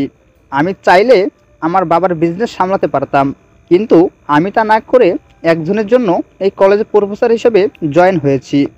রিয়ান কথাগুলো এক নিঃশ্বাসে বলে থামে। স্যারের কপালে হালকা ঘাম জমে গেছে। নিজের রুমালটা দিয়ে ঘাম মুছে নিল তিনি। নুসরাত বুঝতে পারছে না কার জন্য এত কিছু ত্যাগ করে রিয়ান স্যার এই কলেজে জয়েন করেছে। স্যার, কে সেই ব্যক্তি যার জন্য আপনি এত কিছু ত্যাগ করে এখানে জয়েন হয়েছেন? রিয়ান মুচকি হেসে বলে, তুমি? আমি? আমার উদ্দেশ্যে আপনি এই কলেজে জয়েন করেছেন মানে কি স্যার? আমাকে একটু বুঝিয়ে বলবেন দয়া করে। মানে তো কিছু একটা আছে, সেটা কি এখনই জানা প্রয়োজন? সব কিছুতে এত আগ্রহ থাকতে নেই। আগ্রহ থাকবে না কেন? একটা লোক আমার কারণে নিজের স্বার্থ ত্যাগ করে কলেজে এসেছে। কী সেই কারণ, এটা জানার জন্যই আমার এত আগ্রহ। যদি সেই কারণটা হয় পবিত্র ভালোবাসা, মনের গহীনের সাজানো সুপ্ত অনুভূতিগুলোর প্রেমে পড়া, তাহলে এই কারণটা কি যথেষ্ট নয়? কি বলছে রিয়ান স্যার? কিছুই বুঝতে পারছে না নুসরাত। ভালোবাসা? এখানে ভালোবাসা আসলো কোথা থেকে? আবার রোমান্টিক কথাবার্তা বলছে। নুসরাতের কোনো ব্যাপারে জানার আগ্রহটা একটু বেশি। ছোট থেকেই এটা নুসরাতের একটা শখ বলা যেতে পারে। সে রহস্যময় কথাবার্তা বলতে পছন্দ করে না, রহস্য কথার উন্মোচন করতে ভালো লাগে। ভালোবাসা? এখানে ভালোবাসা আসলো কোথা থেকে স্যার? আপনি কি বলছেন এসব? দেখো নুসরাত, আমি এত কিছু ভেঙে বলতে পারবো না। সামনাসামনিই বলে দিচ্ছি, আমি তোমাকে অনেক আগে থেকেই ভালোবাসি, কিন্তু সেটা আজ পর্যন্ত বলতে পারিনি তোমাকে। আজ বলে দিয়েছি। আমি জানি তোমার কোনো ছেলের সাথে রিলেশন নেই, আর থাকলেও আমি সব কিছু সমাধান করে নিতাম। তোমাকে আমি ভালোবাসি। আজ থেকে এটা ভালো করে মাথায় গেঁথে ফেলো। নুসরাতকে কোনো কিছু বলার সুযোগ দিচ্ছে না রিয়ান। একটার পর একটা কথা বলেই চলেছে। নুসরাত এগুলো কিছুই শুনছে না। নুসরাতের মাথায় এখন একটা কথাই ঘুরপাক খাচ্ছে। রিয়ান ছাড়া ওকে ভালোবাসে? প্রথম দিন রিয়ানের রহস্যময় চাহনির মানে এখন বেশ ভালো করে বুঝতে পারছে নুসরাত। স্যারের সাথে স্টুডেন্টের প্রেম ভালোবাসার সম্পর্ক, এটা কিভাবে সম্ভব? সমাজ কি এটা মেনে নেবে? নুসরাত কখনো রিয়ানকে ভালোবাসতে পারবে না, কারণ নুসরাতের বাবা এইসব প্রেম ভালোবাসা বিশ্বাসী না। তিনি মনে করেন এখনকার ছেলেমেয়েরা এই প্রেম ভালোবাসাকে কোনো ছেলে খেলা মনে করছে। ইচ্ছে হলো প্রেম করো, পরে ছোট একটা কারণ দেখিয়ে সেটা ভেঙে ফেলা, এটাই এখনকার ছেলে মেয়েদের কাজ। রিয়ান এক দৃষ্টিতে তাকিয়ে আছে নুসরাতের দিকে। কি ভাবছে মেয়েটা এতক্ষণ ধরে? কখন রিয়ান প্রেম নিবেদন করছে, এখনো কোনো উত্তর সে পায়নি। নুসরাত কি এখন রিয়ানকে সরাসরি না করে দিতে পারবে? ব্যাপারটা কেমন যেন দেখায়। একটা ছেলে নুসরাতের জন্য এত কিছু ত্যাগ করে এসেছে ভালোবাসা পাওয়ার জন্য। নিজের ভিতর সংকোচ তৈরি হয়েছে নুসরাতের। কি উত্তর দেবে এখন রিয়ানকে? স্যার, আমার বাবা মা মেনে নিবে না এই ধরনের কোনো সম্পর্ক। আমি চাই না এমন কোনো সম্পর্ক আমাদের মাঝে গড়ে উঠুক, যা পরবর্তীতে সমাজে আমাকে নিয়ে আমার বাবা মাকে কটু কথা শুনতে হয়। মেয়েদের এই একটাই সমস্যা, সেটা হলো একটা ছেলে একটা মেয়েকে প্রপোজাল করলে মেয়েটার প্রধান উক্তি হলো বাবা মা মেনে নেবে না। আরে মেয়েটা কি তার বাবা মাকে একবারও জিজ্ঞেস করেছে এই ব্যাপারে? না, সে বাবা মাকে জিজ্ঞেস না করেই একটা ছেলের প্রপোজাল রিজেক্ট করে দেয়। নুসরাত, তুমি আমার প্রপোজাল রিজেক্ট করার পর আমি তোমাকে ছেড়ে দেব, এটা মোটেই ভেবো না, কারণ আমি অন্য সব ছেলেদের মতো করে তোমাকে ভালোবাসিনি। প্রেম ভালোবাসায় বাধা আসবেই, তাই বলে কি আমি ছেড়ে চলে যাব? তা কখনো না। আমি অনেক আগে থেকেই তোমাকে পছন্দ করতাম। এই পছন্দটা একসময় ভালোবাসার রূপ নিয়েছে। আমি তোমার নেশায় আসক্ত। নুসরাত খুব মনোযোগ দিয়ে রিয়ানের কথাগুলো শুনছে। সব কথায় তুলনামূলকভাবে যুক্তি আছে, কিন্তু নুসরাতের কিছু করার নেই। তার হাত বাঁধা। এই সমাজের মানুষের কাছে পবিত্র ভালোবাসাগুলোর কোনো দাম নেই। স্যার, আমার কিছু করার নেই, আমার হাত বাঁধা। আমি চাইলেও আপনাকে ভালোবাসতে পারবো না। ভালো তুমি আমাকেই বাসবে, সেটা সময় বলে দিবে। আমি অনেক বছর অপেক্ষা করেছি, আর অপেক্ষা করার মতো ধৈর্য আমার নেই। তোমাকে আমার প্রয়োজন, সেটা আমি যে কোনো পদ্ধতিতে পেয়ে ছাড়বো। কেউ বাধা দিতে আসলে আমি মেরে ফেলবো তাকে। আপনার যা ইচ্ছা আপনি তাই করুন, এর মধ্যে আমি নেই। আমাকে এখন যেতে হবে, নয়তো সবাই খারাপ কিছু চিন্তা করবে। নুসরাতের কথাটা শোনা মাত্রই রিয়ান চেয়ার থেকে উঠে দাঁড়ায়, কেবিনের দরজাটা নক করে ফেলে। নুসরাত রিয়ানের এমন কাণ্ড দেখে ভয় পেয়ে যায়। রিয়ান নুসরাতের দিকে গুটি গুটি পায়ে এগোতে থাকে। নুসরাত এক পা করে পিছোতে থাকে রিয়ানের থেকে। পিছোতে একটা সময় টেবিলের সাথে ধাক্কা লাগে। পিছনে যাওয়ার আর জায়গা নেই। নুসরাত নিজের হাত দিয়ে টেবিল চেপে ধরে আছে। মনের ভিতর ভয় সৃষ্টি হয়েছে। রিয়ান নুসরাতের ভয় পাওয়া মুখের ফেসটা দেখে শয়তানি হাসি দেয়। রিয়ান নুসরাতের অনেক কাছে চলে আসে। দুজনের মধ্যে এখন এক আঙ্গুল সম পরিমাণ দূরত্ব। নুসরাতের বুকের ভিতর মনে হচ্ছে ট্রেন ছুটছে। কপালের আশেপাশে বিন্দু বিন্দু ঘাম জমেছে। চুলগুলো সেই ঘামে লেপ্টে রয়েছে। রিয়ান বিষয়টা খেয়াল করলো। নুসরাতকে অনেক আকর্ষণীয় লাগছে। নিজ হাত দিয়ে নুসরাতের লেপ্টে থাকা চুলগুলো কানের পিছনে গুঁজে দেয় রিয়ান। নুসরাত রিয়ানের থেকে অনেকটা খাটো, যার কারণে রিয়ানের বুকের হাড়পিটে ধুপধুপ আওয়াজের শব্দ ভালো করে শুনতে পাচ্ছে সে। রিয়ানের দেওয়া বডি স্প্রে ঘ্রাণটা নুসরাতের কাছে পরিচিত মনে হচ্ছে, কিন্তু ওই দিন রাতের অচেনা আগন্তটার শরীরে থেকে এমন একটি ঘ্রাণ বেরিয়েছিল, আবার আজ একই ঘ্রাণ রিয়ানের শরীর থেকে পাওয়া যাচ্ছে। ব্যাপারটা কেমন যেন রহস্যময় লাগছে নুসরাতের কাছে। হঠাৎ নুসরাতের মুখের উপর রিয়ান ফু দেয়। নুসরাত হালকা কেঁপে ওঠে। রিয়ানের চোখজোড়া কী যেন বলতে চাচ্ছে, কিন্তু নুসরাত বুঝতে পারছে না। অনেক মানুষ আছে যারা আরেকজনের চোখের ভাষা বুঝতে পারে। নুসরাত আজ পর্যন্ত কারো চোখের ভাষা বুঝতে পারেনি। স্যার, কি করছেন এগুলো? ছাড়েন আমাকে, আমি চলে যাব এখান থেকে। রিয়ান নিজের বাম হাতটা দিয়ে নুসরাতের কোমর চেপে ধরে। নুসরাত কেঁপে ওঠে। নিজের ভিতরে কেমন যেন একটা অন্যরকম অনুভূতি তাড়া করছে। রিয়ানের ডান হাতটা নুসরাতের চুলের পিছনে ঘাড়ে ধরে আছে। রিয়ানের গরম নিঃশ্বাস নুসরাতের মুখের উপর পড়ছে। নুসরাতের শরীরে শিহরণ বয়ে যাচ্ছে। দুজনের মধ্যে এখন একটুকু ফাঁকা জায়গা নেই। রিয়ান নিজের গোলাপি ঠোঁটজোড়া নুসরাতের নরম ঠোঁটে বিলিয়ে দিয়েছে। নুসরাত যেন এটা বিশ্বাস করতেই পারছে না, একজন শিক্ষক তার সাথে এমন একটা কাজ করতে পেরেছে। দুজন দুজনের থেকে আলাদা হয়ে আছে। রিয়ান নুসরাতের থেকে একটু দূরত্বে দাঁড়িয়ে আছে। দুজনে জোরে জোরে শ্বাস ফেলছে। নুসরাত মাথা নিচু করে চুপচাপ হয়ে দাঁড়িয়ে আছে। রিয়ানের দিকে যাওয়ার মতো ক্ষমতা তার নেই। একরাশ লজ্জা এসে হানা দিয়েছে নুসরাতের মুখে। রিয়ান হাত দিয়ে নুসরাতের মুখটা উঁচু করে। লজ্জায় নুসরাত পিছনের দিকে ঘুরে দাঁড়ায়। রিয়ান মুচকি হাসে। নুসরাত, এদিকে আমি দাঁড়িয়ে আছি, আমার দিকে তাকাও। ওই দিকে কি দেখো? এদিকে তাকাও বলছি। নুসরাত তবুও তাকায় না, কেমন যেন লাগছে। রিয়ান নুসরাতকে নিজের দিকে ফেরালো। লজ্জায় মেয়েটার মুখটা লাল হয়ে আছে। এত লজ্জা পেলে কিভাবে হবে? আমাদের বিয়ের পর তো আরো কত রোমান্টিক অত্যাচার তোমাকে সহ্য করতে হবে। এখন থেকে প্রতিদিন আমার কেবিনে এরকম করে প্র্যাকটিস চলতে থাকবে, যাতে করে তোমার সব লজ্জা ভেঙে শেষ হয়ে যাবে। আপনি কিভাবে আমাকে বিয়ে করবেন? একজন শিক্ষক কেমন করে তার ছাত্রীকে বিয়ে করবে? সমাজের লোকেরা কি বলবে? এমন সমাজ ত্যাগ করে দূরে কোথাও নির্জনে চলে যাব আমরা, যেখানে থাকবো আমি আর তুমি। মুক্ত আকাশে তোমাকে নিয়ে উড়ব প্রেমের ঘুড়ি। সেখানে আমাদের বাধা দেওয়ার মতো কোনো সমাজ নামক কিছু থাকবে না। এটা নিয়ে তোমাকে চিন্তা করতে হবে না। আমি যদি আপনার সাথে না যাই তাহলে কি করবেন? জোর করে তুলে নিয়ে যাব, হোক সেটা তোমার অমতে। তোমাকে পেলে অনুভবের মন ছুঁয়ে যাবে আমার। আপনার সেই অসভ্য অনুভূতি নিজের মধ্যেই পুষে রাখেন। আজ আমার সাথে যা করলেন, আপনি অন্য কেউ থাকলে যে কি করতো? তাহলে তুমি অন্যদের মতো কিছু করছো না কেন? চাইলেও তো তুমি জোরে জোরে ডেকে মানুষজনকে উপস্থিত করাতে পারতে, তাহলে করনি কেন? নুসরাত বাকরুদ্ধ হয়ে যায়। বলার মতো কিছুই নেই। কি বলবে? এই প্রশ্ন উত্তর জানা নেই নুসরাতের।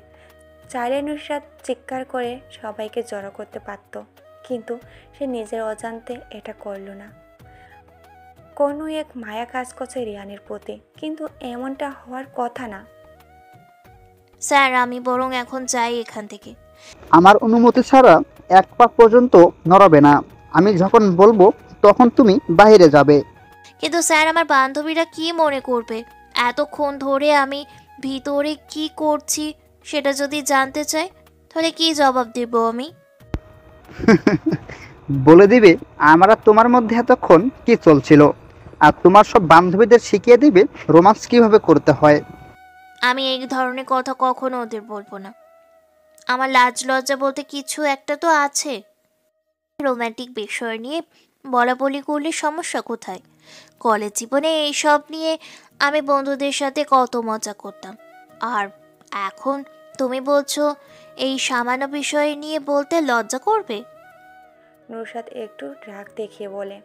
এখন আমি যে সরাসরি সব বান্ধবীদের বলে দিব আমাদের রিয়ান স্যার আমাকে ভালোবাসে, তাই নিজের কেবিনে ডেকে প্রপোজ করে, আবার জোর করে চুমুও খেয়েছে আমার ঠোঁটে। নিজের কথায় নিজে ফেঁসে গেছে নুসরাত। রিয়ান হা হা করে দাঁত কেলিয়ে জোরে জোরে হাসতে থাকে। নুসরাত দরজাটা খুলে বেরিয়ে যায়। আর কিছুক্ষণ এখানে দাঁড়িয়ে থাকলে রিয়ানের কথায় লজ্জায় লাল হতে হতো নুসরাতকে। আজ তার আর তেমন কোনো ক্লাস নেই, তাই নুসরাত বাসার উদ্দেশ্যে রওনা দেয় আর মনে মনে চিন্তা করতে থাকে। এই শোনো না, প্রতিদিন ভালোবাসার নতুন নতুন গল্প পেতে ও শুনতে চাইলে আমাদের আলোর ডায়েরি চ্যানেলটি সাবস্ক্রাইব করে পাশে থাকা বেল আইকনটি বাজিয়ে দিও, কেমন? জীবনে কিছু কিছু প্রশ্ন থাকে যার উত্তর কখনো মেলে না। কিছু কিছু ফুল থাকে যার সংশোধন করা যায় না। আর কিছু কিছু কষ্ট থাকে যা কখনো কাউকে বলা যায় না। ঠিক এমন অবস্থায় রয়েছে নুসরাত, চাইলেও কাউকে কিছু বলতে পারছে না। ওই দিন রাতে আগন্তাটার সম্পর্কে কিভাবে বলবে? অচেনা আগন্তাটা যা করেছে নিজের সম্মানের ব্যাপার। নুসরাত রাতে বিছনায় ঘুমোতে গেলে সেই ভয়ঙ্কর ঘটনা চোখের সামনে ভাসতে থাকে। কোনো এক বিষয় নিয়ে মানুষ অনেক বেশি চিন্তা করলে একসময় সে ডিপ্রেশনে চলে যায়। বারবার একই বিষয়টা মাথায় চলে আসে, যতক্ষণ পর্যন্ত না সেই উল্লেখিত বিষয় সমস্যার উত্তর পাওয়া না যায় ততক্ষণ মস্তিষ্ক এটা নিয়েই পড়ে থাকে। নুসরাত নিজেও ডিপ্রেশনে ভুগছে। নিজের মনের কথা কাউকে শেয়ার করলে কিছুটা শান্তি পাওয়া যায়, কিন্তু নুসরাতের সাথে এমন একটা ঘটনা ঘটেছে যার লজ্জায় কাউকে বলতেই পারছে না সে। মৃত্যু যন্ত্রণা থেকে ডিপ্রেশনে পড়ার যন্ত্রণা যে কতটা কঠিন, কত ভয়ানক তা একমাত্র ভুক্তভোগী অনুভব করতে পারে। নুসরাতের এখন কিছুই ভালো লাগে না। এই ব্যস্ত শহরে ব্যস্ত সব মানুষকে মিলিয়ে সব কিছু নিরামিষ মনে হচ্ছে। এক সময় এই শহরটাকে নুসরাত সবচেয়ে বেশি পছন্দ করত। ছোট থেকে এই বড় হওয়া পর্যন্ত নুসরাতের অবস্থা ছিল ব্যস্ত শহরে। এখন একা থাকতে বেশ মন চায় ওর। একা থাকাটা অনেকটা নেশার মতো কাজ করে মানুষের মতো। নুসরাত একাকিত্ব নেশায় আসক্ত হয়ে গেছে। বেশ কিছুক্ষণ ধরে নুসরাত খেয়াল করছে তার আশেপাশে দুটো ছেলে বাইক নিয়ে রাউন্ড দিচ্ছে। কলেজ থেকে নুসরাতের বাসার দূরত্ব অল্প, তাই সে মাঝে মধ্যে হেঁটে হেঁটে বাসায় যায়। আজও নুসরাত হেঁটে হেঁটে বাসায় যাচ্ছিল। তখন থেকেই ছেলে দুটো নুসরাতের পিছনে পড়ে আছে। ছেলে দুটোকে নুসরাত ভালো করে চেনে, পাশের এলাকার ছেলে। মেয়েদের ইফটিজিং করা মূলত তাদের প্রধান কাজ। অনেক আগে থেকেই নুসরাতের পিছু পড়ে আছে বাইকের উপরে থাকা কালো চেহারার রফিক নামের ছেলেটা। নুসরাত কাউকে তেমন পাত্তা দেয় না, তবু নুসরাতকে রফিক অনেক ডিস্টার্ব করে। রফিক অনেক খারাপ একটা ছেলে, তারাই অনেক কেস আছে রফিককে নিয়ে, এর মধ্যে অন্যতম রেপ। নুসরাত সবসময় রফিকের থেকে দূরে দূরে থাকে, কখন কি করে বলা যায় না। রফিক নামের ছেলেটা বাইক থেকে নেমে হলুদ রঙের একটা গেঞ্জি পরা, কাটা ছাড়া একটা স্টাইলিশ প্যান্ট, গলায় ঝুলে আছে মোটা চেন, মুখে জ্বলন্ত সিগারেট। রফিক নুসরাতের সামনে এসে দাঁড়ায়। নুসরাত একটু সরে বাম পায়ে দিয়ে চলে যায়। সামনে এসে দাঁড়ায় রফিক। ডান দিক দিয়ে গেলেও পথ আটকায় রফিক। নুসরাত রেগে যায় রফিকের এমন আচরণে। সমস্যা কি? রাস্তার মাঝে এটা কি ধরনের আচরণ? সরে দাঁড়ান, আমাকে যেতে দেন। অনেকদিন ধরেই তোমার পিছনে পড়ে আছি, কিন্তু তুমি আমাকে একটু বার্তা দাও না। আজ শেষবার, এরপর আর কোনো সুযোগ দেবো না। আপনার সুযোগ দেওয়ার প্রয়োজন নেই। আপনি আমার পিছনে এরকমভাবে পড়ে আছেন কেন? রাস্তায় কি অন্য কোনো মেয়ে দেখেন না? অন্য মেয়েদের দিকে নজর যায় তো, অন্য সব মেয়েরা তো তোমার মতো এত সুন্দরী না। তোমার যে ফিগার দেখলে নিজেকে কন্ট্রোল করতে অসম্ভব হয়ে যায়। রফিক কথাটা বলে নুসরাতের শরীরে হাত দেয়। নুসরাত এক ঝটকা রফিকের হাতটা সরিয়ে দিল। নিজের ডান হাত দিয়ে রফিকের বাম গালে কষিয়ে একটা থাপ্পড় মারে। দূর থেকে কোনো এক আগন্তুক বিষয়টা খুব করে দেখছে। নুসরাতের সাথে কেউ এমন করুক এটা চায় না। আড়ালের আগন্তুক। নুসরাত রেগে মেগে বলে, মেয়েদের শরীর এত পছন্দ, তাহলে পতিতালয়ে যে নিজের শখ মিটিয়ে আয়। আমার সাথে এরপর থেকে যদি কোনো ধরনের বেয়াদবি করিস, তাহলে এর ফল ভালো হবে না কিন্তু। রফিক বাম গালে হাতটা দিয়ে বলে, তোমার এই নরম হাতের চড় খেতে আমি প্রতিদিন এমন 2-4টা ভুল করতেই পারি। নুসরাত জানে রফিককে এখন কিছু বললে সে আরও কথা ঘুরিয়ে পেঁচিয়ে অযথা সময় নষ্ট করবে। নুসরাত চলে আসে সেখান থেকে। রফিক সেখানে দাঁড়িয়ে নিজে নিজে বলছে, নুসরাত, তোমাকে আবার চাই, সেটা এক রাতের জন্য হলেও। আমি যেটা চাই সেটা পেয়ে তারপর পিছু ছাড়ি।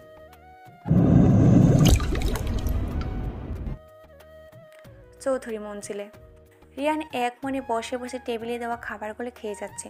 সামনে যে ওর মা বাবা বসে আছে সেদিকে রিয়ানের কোনো হোশ নেই।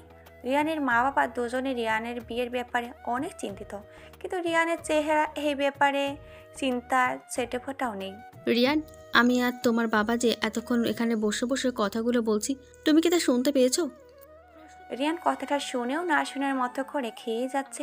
রিয়ানের মুখ থেকে কোনো জবাব না পেয়ে রিয়ানের বাবা রেগে গেলেন। কি হলো রিয়ান, তোমার মায়ের কথার জবাব দিচ্ছ না কেন? এটা কোন ধরনের বেয়াদবি? রিয়ান টেবিলের ওপরে থাকা পানির ভর্তি গিলাসটা হাতে নিয়ে এক ঢুকে সবটুকু পানি পান করে বলতে শুরু করেন, খাবার খাওয়ার সময় যে কথা বলতে হয় না সেটা তোমরা দুজন জানো না, তাহলে কেন আমাকে খাওয়ার সময় প্রশ্ন জিজ্ঞাসা করছো? রিয়ানের বাবা আরিয়ান থমকে যায় নিজের ছেলের এমন উত্তরে। আরিয়ান চৌধুরী একজন বিজনেসম্যান। বিজনেস করতে হলে প্রথম দরকার মস্তিষ্কর বুদ্ধি। একজন বিজনেসম্যান হয়ে থাকে অনেক বুদ্ধিমান। নিজেরা নিজেদের সাথে কঠোর মাইন্ড গেম খেলতে হয়। যে যত বেশি ভালো মাইন্ড গেম খেলতে পারে সে তত তাড়াতাড়ি নিজের কোম্পানিকে বিশ্বর সামনে তুলে ধরতে পারে। ঠিক তেমনই একজন বিশাল মাস্টার মাইন্ড গেমার হচ্ছে আরিয়ান চৌধুরী। সবসময় মাইন্ড গেমারের মতো আচরণ করে, কিন্তু আজ নিজের ছেলেকে প্রশ্ন করে যে উত্তর পেল, এতে আরিয়ান মোটেও খুশি হননি। সেটা আমি জানি। এখন তোমার খাওয়া শেষ হয়েছে, তাহলে তোমার মায়ের প্রশ্নের জবাব দাও। এত অস্থির হচ্ছ কেন? আমি প্রশ্নের জবাব অবশ্যই দেব। মা, এবার তুমি আমাকে আবার প্রশ্ন করো। প্রশ্ন তোমার কাছে একটাই, সেটা হলো তোমার বিয়ে নিয়ে। আমাদের একমাত্র ছেলে তুমি, ভালো বয়স হয়েছে তোমার। এখন আমরা চিন্তা করছি তোমার জন্য মেয়ে দেখব। বিয়ে করতে আমার কোনো সমস্যা নেই, তবে তবে কি? আমি আমার পছন্দ করা মেয়েকে বিয়ে করতে চাই। তোমরা জানো আমি একটা মেয়েকে ভালোবাসি, সেটা হলো নুসরাত। আমি বিয়ে করলে নুসরাতকেই করব, অন্য কোনো মেয়েকে না। আমরা তো সেটা মানা করছি না। তুমি তোমার ভালোবাসার মানুষকে বিয়ে করবে, এটা ভালো কথা।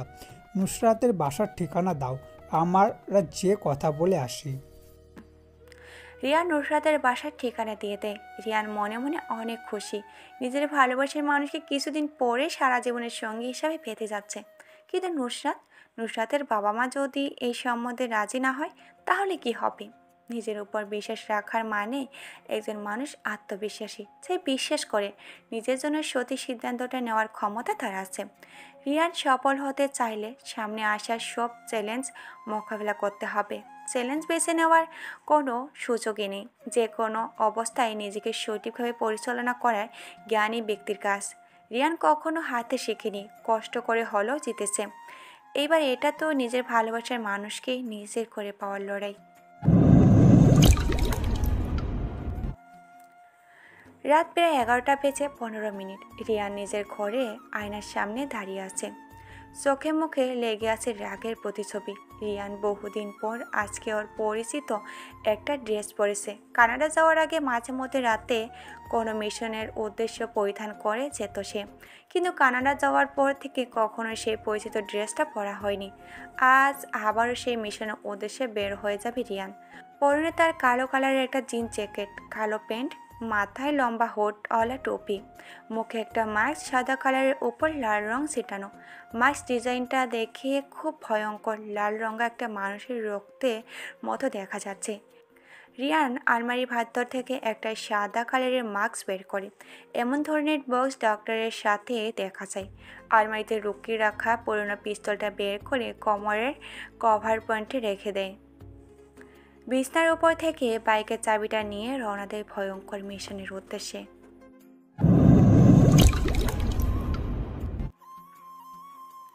আকাশে কালো মেঘ ঘোরাঘুরি করছে, আচমকা আলোহীন আসমানে বিদ্যুৎ চমকাচ্ছে। আকাশে তারা ছিটে ফোটাও নেই, যখন তখন বৃষ্টি নামতে পারে। বড় বড় নাইট ক্লাবগুলো বন্ধ করে দিচ্ছে। রাতের এমন অবস্থা দেখে রাস্তার আশেপাশে ছোট বড় সমস্ত দোকান বন্ধ হয়ে গেছে। নির্জন রাস্তাগুলো একেবারে নীরব হয়ে গেছে।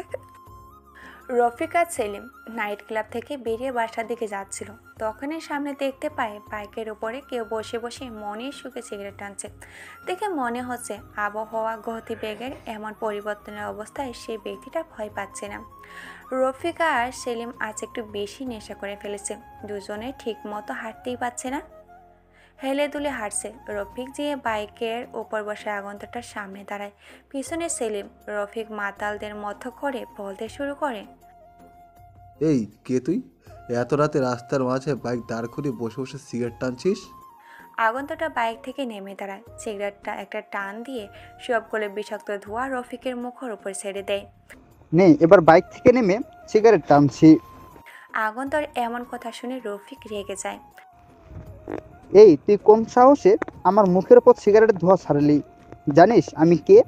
চাইলে তোকে এখানে মেরে চলে যেতে পারবো। কে তুই ভাই? আমি চিনতে পারছি না তোকে।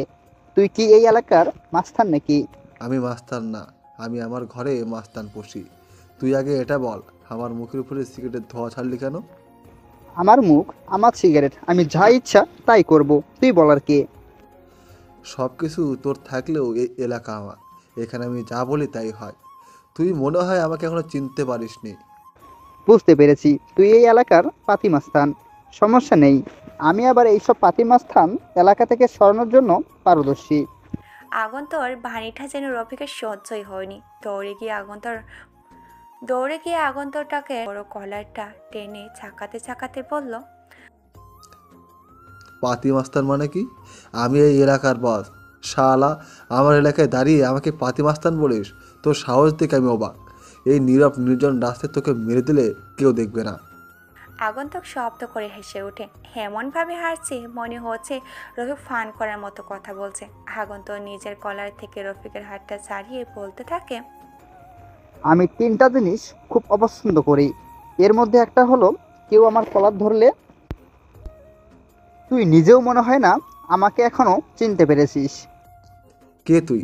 আমার এলাকায় এসে আমাকে কিছু বলে চলে যাবি? শরীরে হাত লাগিয়ে দেখ আমি কি অবস্থা করি তোর। আগন্ত রফিককে নিজের হাত দিয়ে ধাক্কায় আর বলছে, এই যে তোর শরীরে হাত দিলাম, কর এখন আমাকে কিছু করে দেখা। আজ তোর এলাকায় তোকে মারবো, দেখি আমাকে কে বাধা দিতে আসে। আগন্তুকের হাতে ধাক্কা খেতে খেতে রফিক একটা সময় রাস্তায় পড়ে যায়। সেলিম এগিয়ে আসবে তখনই আগন্তুক কোমরের কভার প্যান্ট থেকে পিস্তলটা বের করে সেলিমের পায়ে গুলি করে দেয়। সেলিম নিচে পড়ে যায়। আগন্তুক টাকার হাতে পিস্তল দেখে রফিক ভয় পেয়ে যায়। রফিক এলাকার মধ্যে যতই মাস্তানি করে না কেন কখনো পিস্তল নিয়ে কিছু করেনি। এখন আগন্তুক টাকার হাতে পিস্তল দেখে রফিক বুঝে গেছে সামনে দাঁড়িয়ে থাকা ভয়ানক ব্যক্তিটা কেমন হতে পারে। অনেক দিন হলো এই মেশিনটা ব্যবহার করি না, সময়ের জন্য চালানো হয়নি। আজকে অনেক দিন পর ট্রাই করলাম, ভালোই চলে মেশিনটা। ভাই, কে আপনি? এইভাবে সেলিমের পায়ে গুলি করলেন কেন? ভয় পেয়েছিস? আমি মানুষকে ভয় দেখাতে ভালোবাসি। অনেক মজা পাই যখন আমাকে দেখে কেউ ভয় পায় আর আমার চরণে পড়ে ক্ষমা চায়। তুই আমাকে মজা দিয়েছিস, আমি তোকে প্রাণে মারবো না, শুধু বাম হাতটা কেটে দিব। আগন্তুকটা পাগলের মতো করে হাসতে হাসতে দৌড়ে গিয়ে বাইকের উপর থেকে একটা বক্স নিয়ে আসে। রফিক আগন্তুক টাকার এমন পাগলামি হাসি দেখে ভয় পেয়ে যায়। আগন্তুক বক্সের ভিতর থেকে ছোট্ট একটা ধারালো অস্ত্র বের করে। অস্ত্রটা দেখে মনে হচ্ছে অনেক ধারালো, শক্ত, কোনো কিছুর মুহূর্তের মধ্যে কেটে যাবে। কি করতে চাচ্ছে এই আগন্তুকটা জানা নেই রফিকের। ভাই, এটা বের করছেন কেন? কি করবেন এটাতে? যা ইচ্ছে করেন আমাকে, কিন্তু কিছু করবেন না। তোকে কিছু করব না তো, শুধু তোর ওই নোংরা হাতটা কেটে ফেলবো। কেমন লাগবে বলতো? আমার ভাবতেই কেমন যেন লাগছে। রফিক নিজের হাত দুটো পিছনে নিয়ে নেয়। এই পাগল আগন্তুকের বিশ্বাস নেই। আগন্তুক ডান হাত থেকে অস্ত্রটা বাম হাতে নিয়ে রফিকের সাথে জড়াজড়ি করছে। এক পর্যায়ে এমন একটা কিছু ঘটাবে তা বিশ্বাসই হচ্ছে না রফিকের। এই শোনো না, প্রতিদিন ভালোবাসার নতুন নতুন গল্প পেতে ও শুনতে চাইলে আমাদের আলোর ডায়েরি চ্যানেলটি সাবস্ক্রাইব করে পাশে থাকা বেল আইকনটি বাজিয়ে দিও, কেমন? আগন্তুক আজকে হিংস্র রূপ নিয়েছে। নিজেকে মনে হচ্ছে কোনো আক্রমণ ভাগে নির্যাতন হিংস্র পশু। দেখ রফিক, বাম হাতটা সামনে নিয়ে আয়, নয়তো আমি ধরতে পারলে 2টা হাতে কেটে দেব। আমি যেটা বলি সেটাই করি, দে হাতটা দে বলছি। রফিক কোনো অবস্থায় নিজের হাত দিতে প্রস্তুত না। অনেকক্ষণ জোরাজোরি করার পর আগত রফিকের বাম হাতটা ধরার সক্ষম হয়। সবার চোখের পলকের আগে আগন্তর অস্ত্রটা দিয়ে রফিকের বাম হাতটা কেটে ফেলে। রফিক জোরে চিৎকার করে ওঠে, কিন্তু রফিকের চিৎকার শুনে কেউ আজ তাকে বাঁচাতে আসবে না। আগন্ত উচ্চস্বরে পাগলের মতো হাসতে থাকে। বক্স থেকে কিছু ডাক্তারের জিনিসপত্র বের করে লম্বা সুই দিয়ে রফিকের কাটা হাতে সেলাই করতে থাকে। রফিক জোরে জোরে কান্না করছে। এমন ব্যথা যে মৃত্যু অনেক ভালো। ভাই, আমার সাথে এমন করছেন কেন? কি কারণে আমার সাথে অমানবিক নির্যাতন করছেন? কথাটা শোনা মাত্রই আগন্ত রফিকের কাটা হাতে লম্বা মোটা সুইটা চেপে ধরে। রফিক আজ যতই কান্না করুক না কেন কেউ সাহায্য করতে আসবে না। শুনবি কেন আজ তোর হাতটা কেটেছি? তাহলে শোন, তুই আজকে দুপুরের দিকে রাস্তায় নুসরাতের সাথে খারাপ ব্যবহার করেছিস। নুসরাতের শরীরে খারাপ উদ্দেশ্য নিয়ে হাত দিয়েছিলি, মনে আছে? নাকি এখন মায়ের ভয়ে সব ভুলে গেছিস? ভাই, আমি নুসরাতকে ভালোবাসি। অনেকদিন ধরে পিছনে পড়ে আসি, আমাকে পাত্তাই দেয় না। আজ দুপুরে চিন্তা করেছিলাম মালটাকে উঠে নিয়ে আসবো। আগন্তুক রফিকের মুখটা চেপে ধরে বলে, সাহস তোর কম না। তুই আমার নুসরাতকে মাল বলে অখ্যাতি করেছিস, আবার সবচেয়ে বড় ভুল করেছিস নুসরাতের পবিত্র শরীরে তোর নোংরা হাত দিয়ে স্পর্শ করেছিস। ভাই কে আপনি? মুখ থেকে মাস্কটা সরান, আমি আপনাকে দেখতে চাই। আমি কাউকে আমার মুখ দেখাই না। আমি অনেক ভয়ঙ্কর মানুষ। আমাকে দেখার জন্য তোর অনেক সাধন করতে হবে। ভাই আপনি নুসরাতে কি হন? কীভাবে নুসরাতকে চিনেন আপনি? নুসরাত আমার বেঁচে থাকার জন্য একমাত্র সম্বল। আমার পৃথিবী নুসরাতকে ঘিরে। আমি নুসরাতকে ভালোবাসি, অনেক ভালোবাসি, কিন্তু সে আমাকে ভালোবাসে না। আগন্তুক কথাটা বলে কান্না শুরু করে দেয়। এমনভাবে কান্না করছে যেন কোনো ছোট বাচ্চা খাবারের জন্য কান্না করে, মায়ের কাছে আবদার করছে। রফিক এখনও বুঝে উঠতে পারছে না লোকটা কি মাথায় কোনো সমস্যা আছে। তবে আগন্তুকটা যে সাইকো এটা বুঝে গেছে রফিক। ভাই আপনি একটা মেয়ের জন্য আমার হাত কেটে দিয়েছেন। আপনি যদি আমাকে আরও আগে বুঝিয়ে বলতেন তাহলে আমি সেটা মেনে নিতাম। তুই শুধু নুসরাতের শরীরে হাত দিসনি, আরও কত মেয়ের জীবন তুই নষ্ট করেছিস। এখন থেকে আর কোনো দিন মেয়েদের দিকে তাকাইলে যেন আমার কথা মনে পড়ে, তাই হাতটা কেটে দিয়ে গেলাম। আগন্তুকটা সেখানে আর দাঁড়ায় না, বক্সটা হাতে নিয়ে বাইকের কাছে আসে। সেলিম অজ্ঞান হয়ে নিচে পড়ে আছে। রফিক নিজের কাটা হাতের দিকে তাকায় ভয় পেয়ে যায়। কেমন ভয়ানক সাইকো টাইপের লোকটা। হাত কেটে ফেলার সময় নিজের বিবেকে একটু বাঁধেনি।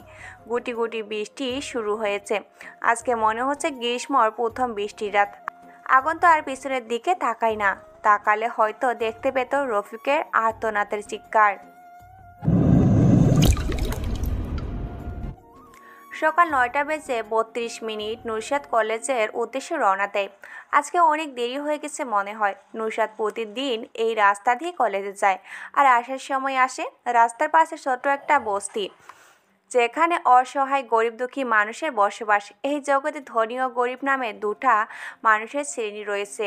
ধনীরা গরিবের সাথে কোনো রকম আত্মীয়তা করতে চায় না, গরিবরা বড় নিষ্ঠুরতার শিকার, চাইলেও ভালো কিছু আশা করতে পারে না। নুসরাতের বড় মামা একজন রাজনৈতিক নেতা। তিনি নেতা হওয়ার সত্ত্বেও গরিবের প্রতি কোনো মায়া দয়া নেই। গরিবের হক নিজের কোষাগারে জমা করে। এই কারণে মূলত নুসরাত তার বড় মামাকে পছন্দ করেন না। সমাজে এমন অনেকেই আছে যারা অন্যজনের হক মেরে খাচ্ছে। নুসরাত সবচেয়ে বেশি অপছন্দ করে এটা। কথাগুলো ভাবতে ভাবতে নুসরাত কলেজ ক্যাম্পাসে প্রবেশ করে। অন্যদিনের মতো আজও সবাই বসে বসে কৃষ্ণচূড়া গাছের তলায় আড্ডা দিচ্ছিল। নুসরাত গিয়ে একপাশে বসে পড়ে। নুসরাতের উজ্জ্বলহীন চেহারা দেখে মিম বলে ওঠে, নুসরাত কি হয়েছে? কিছুদিন যাবত লক্ষ্য করছি তুই কেমন যেন হয়ে গিয়েছিস। আগের মতো আমাদের সাথে কথা বলিস না, আড্ডা দিচ্ছিস না, ব্যাপার কি? নুসরাত মিমের দিকে তাকায়। মিমটা নুসরাতের অনেক খেয়াল রাখে। ছোট থেকে মিমের সাথে নুসরাত বেড়ে ওঠা। নুসরাত মিমকে প্রতি উত্তরে একটা উদাসীন মুচকি হাসি দিয়ে বলে, আমার আবার কি হবে, সব কিছু ঠিক আছে। আর এখন পড়াশোনা নিয়ে একটু বেশি ব্যস্ত, তাই তোদের সাথে আড্ডা দিতে পারি না রে। নুসরাত, কালকে যে রিয়ান স্যার ওনার কেবিনে ডেকেছে, কি বলেছে উনি? নুসরাত এটারই ভয় পাচ্ছিল এতক্ষণ। অবশেষে জান্নাত জিজ্ঞাসা করেই ফেলল গতকালের কথা। নুসরাত জানে ফ্রেন্ড সার্কেলের ভিতর জান্নাতেই একমাত্র মেয়ে যে এমন প্রশ্ন করতে পারে। নুসরাত নিজের মুখটাকে একটু চওড়া করে বলতে থাকে, বেশি কিছু বলেনি স্যার, 2 দিন কেন কলেজে আসেনি এটাই শুধু জিজ্ঞেস করছেন, আর আমার সম্পর্কে কিছু তথ্য। আমার বিশ্বাসই হয় না। শুধু এই কথাগুলো ডাকার জন্য রিয়ান স্যার নিজের কেবিনে ডেকেছিল? তোর কি মনে হলো সেটা জেনে আমার কোনো লাভ নেই। আমি আমারটা নিজেই ভালো বুঝি। তুই তাহলে স্যারের রুমে এতক্ষণ কি করছিলি? আমি অনেকক্ষণ যাবৎ লক্ষ্য করছিলাম, প্রায় 25 মিনিট ধরে তুই স্যারের রুমে ছিলি। এতক্ষণ কি শুধু ওই সকল কথাই বলছিল? নুসরাত জান্নাতের কথা শুনে বকা হয়ে যায়। বিচক্ষণভাবে মেয়েটার প্রশ্নটা করে ফেলেছে। আচক মায় কাউকে এমন অবাক করা প্রশ্ন করে চিন্তায় ফেলে দিতে পারবে জান্নাত। নুসরাত এবার কি বলবে নিজের শঙ্কায় আছে। কেন যে রিয়ান স্যার এতক্ষণ তার নিজের কেবিনে আটকে রেখেছিল ভাবতেই নুসরাতের চুলগুলো টেনে ছিঁড়তে মন চাচ্ছে। নুসরাত আমতা আমতা করে বলতে থাকে, তুই মনে হয় ভুল দেখেছিস। আমি এত সময় ধরে স্যারের কেবিনে কি করব? আমি আরও আগে বেরিয়ে চলে এসেছি। তুই যে মিথ্যা কথা বলছিস এটা আমি বুঝে গেছি। অযথা এত ঘুরিয়ে পেঁচিয়ে না বলে আমাদেরকে বলে দে সত্যি কথাটা। নুসরাত ঘেমে যাচ্ছে। এখন সত্যি কথা বলা ছাড়া আর কোনো উপায় নেই, কিন্তু সত্যি কথা বলতে গেলে সবাই কি ভাববে নুসরাতকে নিয়ে? যার যা ইচ্ছা তাই ভাবুক, এতে নুসরাতের কি? সে যখন কোনো ভুল ত্রুটি করেনি তাহলে সত্যি কথা বলতে সমস্যা কোথায়? নুসরাত মুখ ফুটে কিছু বলতে যাবে, এর আগে পাশে বসে থাকা নীল রঙের ড্রেস পরা মিম বলে, জান্নাত, আমি ইদানিং লক্ষ্য করছি তুই নুসরাতের পেছনে খুব বাজেভাবে পড়ে আছিস। নুসরাত কখন কি করছে না করছে এটা নিয়ে তুই অনেক প্রশ্ন জিজ্ঞেস করছিস তাকে। কেন? আমি কি নুসরাতকে কিছু জিজ্ঞেস করতে পারি না? বান্ধবী হিসাবে এই দায়িত্বটা তো আমার নেই? জিজ্ঞেস করতে পারিস, কিন্তু একটা মেয়ে যখন বলছে তার কোনো সমস্যা নেই, তাহলে কেন তুই বারবার জিজ্ঞেস করে অন্যকে বিরক্ত করিস? দেখো মিম, আমি বুঝতে পারছি নুসরাতের কোনো সমস্যা, তাই আমি নুসরাতকে জিজ্ঞেস করলাম মাত্র সমস্যাটা কি। দুজনের মধ্যে তর্কাতর্কি শুরু হয়ে যায়। নুসরাত এগুলো আর দেখতে না পেরে জোরে চিৎকার দিয়ে বলে, থাম তোরা এবার। জান্নাত, তুই কি জানতে চাস? একটা মাত্র প্রশ্ন আমাকে করতে পারবি, আর আমি তোকে সেই প্রশ্নের উত্তর দিতে বাধ্য। যদি একটা ছাড়া অন্য কোনো ফালতু প্রশ্ন করিস তাহলে আমি কিন্তু উত্তর দিব না। এখন রাজি থাকলে প্রশ্ন করতে পারিস। নুসরাত কিছুক্ষণ ভেবে শয়তানি মার্কা একটা হাসি দিয়ে বলে, প্রশ্ন অবশ্য অনেকগুলোই ছিল, কিন্তু তুই তো আবার সেইগুলোর উত্তর দিবি না। যাই, আমি প্রশ্ন বাছাই করছি, আর সেটা হলো কালকে রিয়ান স্যারের কেবিনে এতক্ষণ কি করছিলিস? নুসরাত বুঝতে পেরে গেছে এখন আর সত্য কথা বলেও জান্নাত বিশ্বাস করবে না, তবে সত্যি কথাটা বললে হয়তো বিশ্বাস করতে পারে। নুসরাত বলতে, রিয়ান স্যার কালকে আমাকে প্রপোজ করেছে। উপস্থিতি বসে থাকা সবাই অবাক হয়ে চেয়ে আছে নুসরাতের দিকে, চোখ জোড়া রসগোলের মতো হয়ে গেছে। হয়তো বিশ্বাস করতেই পারছে না রিয়ান স্যারের মতো একটা ছেলে নিজে নুসরাতকে প্রপোজ করেছে। এটা বিশ্বাস করার মতোই না, যেখানে কলেজের সব মেয়ের ক্রাশ রিয়ান স্যার। সবার এমন অবাক হওয়া অবস্থা দেখে নুসরাত বলে ওঠে, এমন করে চেয়ে লাভ হবে না, আমি সত্যি বলছি। রিয়ান স্যার আমাকে প্রপোজ করেছে কালকে। নুসরাতের এমন কথাও এখন সবাইকে বিশ্বাস করতে হবে। জান্নাত একটু মেজাজ দেখিয়ে নুসরাতকে বলে, তুই এটা বললেই আমার শ্বশুর করে বিশ্বাস করে নেব? প্রথমে আমি নিজেই বিশ্বাস করতে পারছিলাম না। নিজেকে স্বপ্নের জগতে একজন মনে হচ্ছিল, কিন্তু হঠাৎই মনে হলো আমি দিনের বেলায় কিসের স্বপ্ন দেখব। নিজেকে স্বাভাবিক করে দেখলাম রিয়ান স্যার আমার উত্তর শোনার জন্য অধীর আগ্রহে বসে আছে। কিন্তু এটা কি করে সম্ভব? রিয়ান স্যারের মতো এমন একটা হ্যান্ডসাম ছেলে যার জন্য কত মেয়েরা পড়ে আছে, আর সে কিনা নুসরাতকে প্রপোজ করেছে? কেন?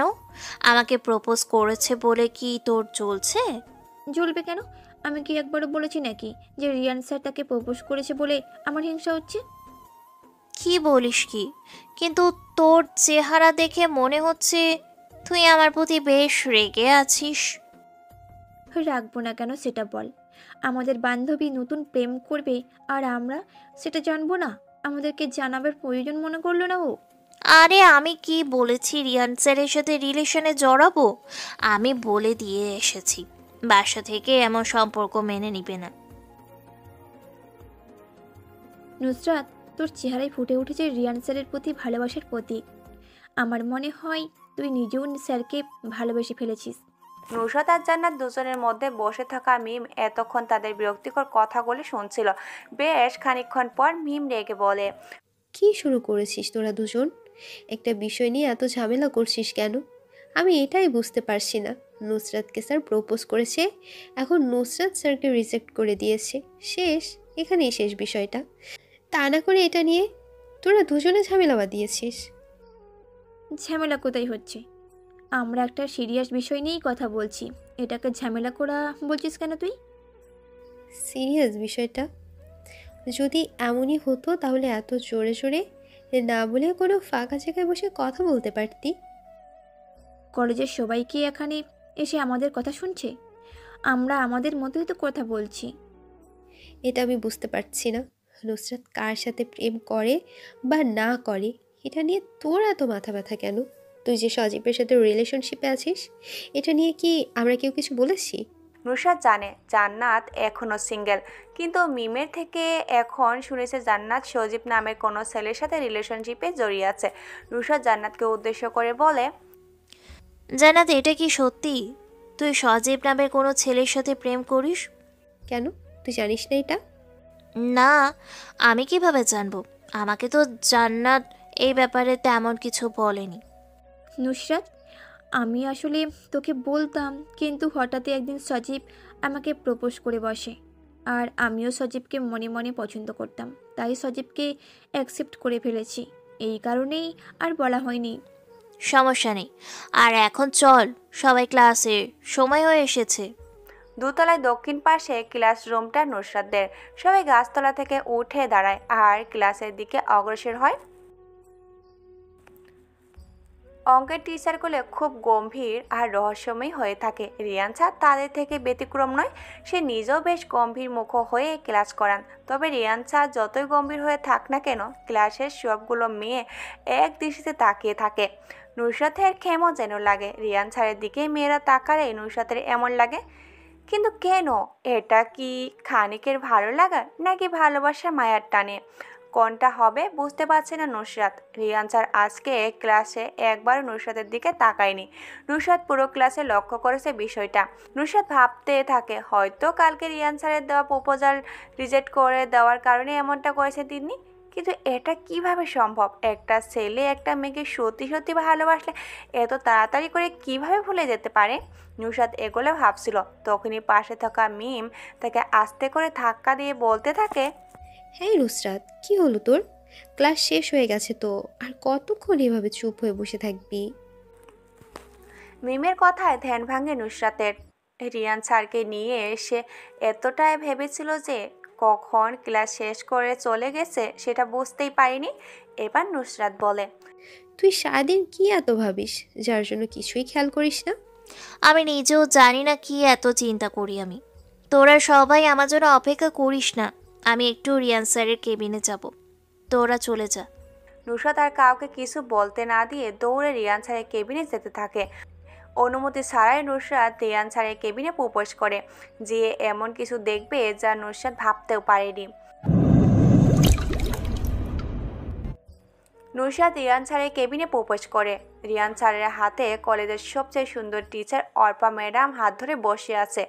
অর্পা ম্যাডাম এখনও সিঙ্গেল, মনের মতো কোনো ছেলে পায় না বলে ম্যাডাম এখনও বিয়ের সাজ সাজেনি। অপর্বা ম্যাডামের বয়স প্রায় 30-এর কাছাকাছি, কিন্তু ম্যাডামকে দেখে কোনোভাবে বোঝা যায় না ওনার বয়স এত। বলতে গেলে কলেজের সব ছেলেগুলো ম্যাডামকে ইমপ্রেস করার ধান্দায় থাকে, কিন্তু ম্যাডাম কাউকে তেমন পাত্তা দেয় না। ম্যাডাম রিয়ান স্যারের হাত দুটো ধরে কি যেন বলছে। নুসরাত এটা দেখি ভীষণ রেগে যায়, কিন্তু এটা যে বাইরে প্রকাশ করে না, নিজেও চায় না এটা বাইরে প্রকাশ হোক। নুসরাতকে অনুমতি ছাড়ে আচমকা কেবিনে প্রবেশ করতে দেখে রিয়ান স্যার নিজের হাত দুটো ম্যাডামের কাছ থেকে ছাড়িয়ে বসা থেকে উঠে দাঁড়ায়।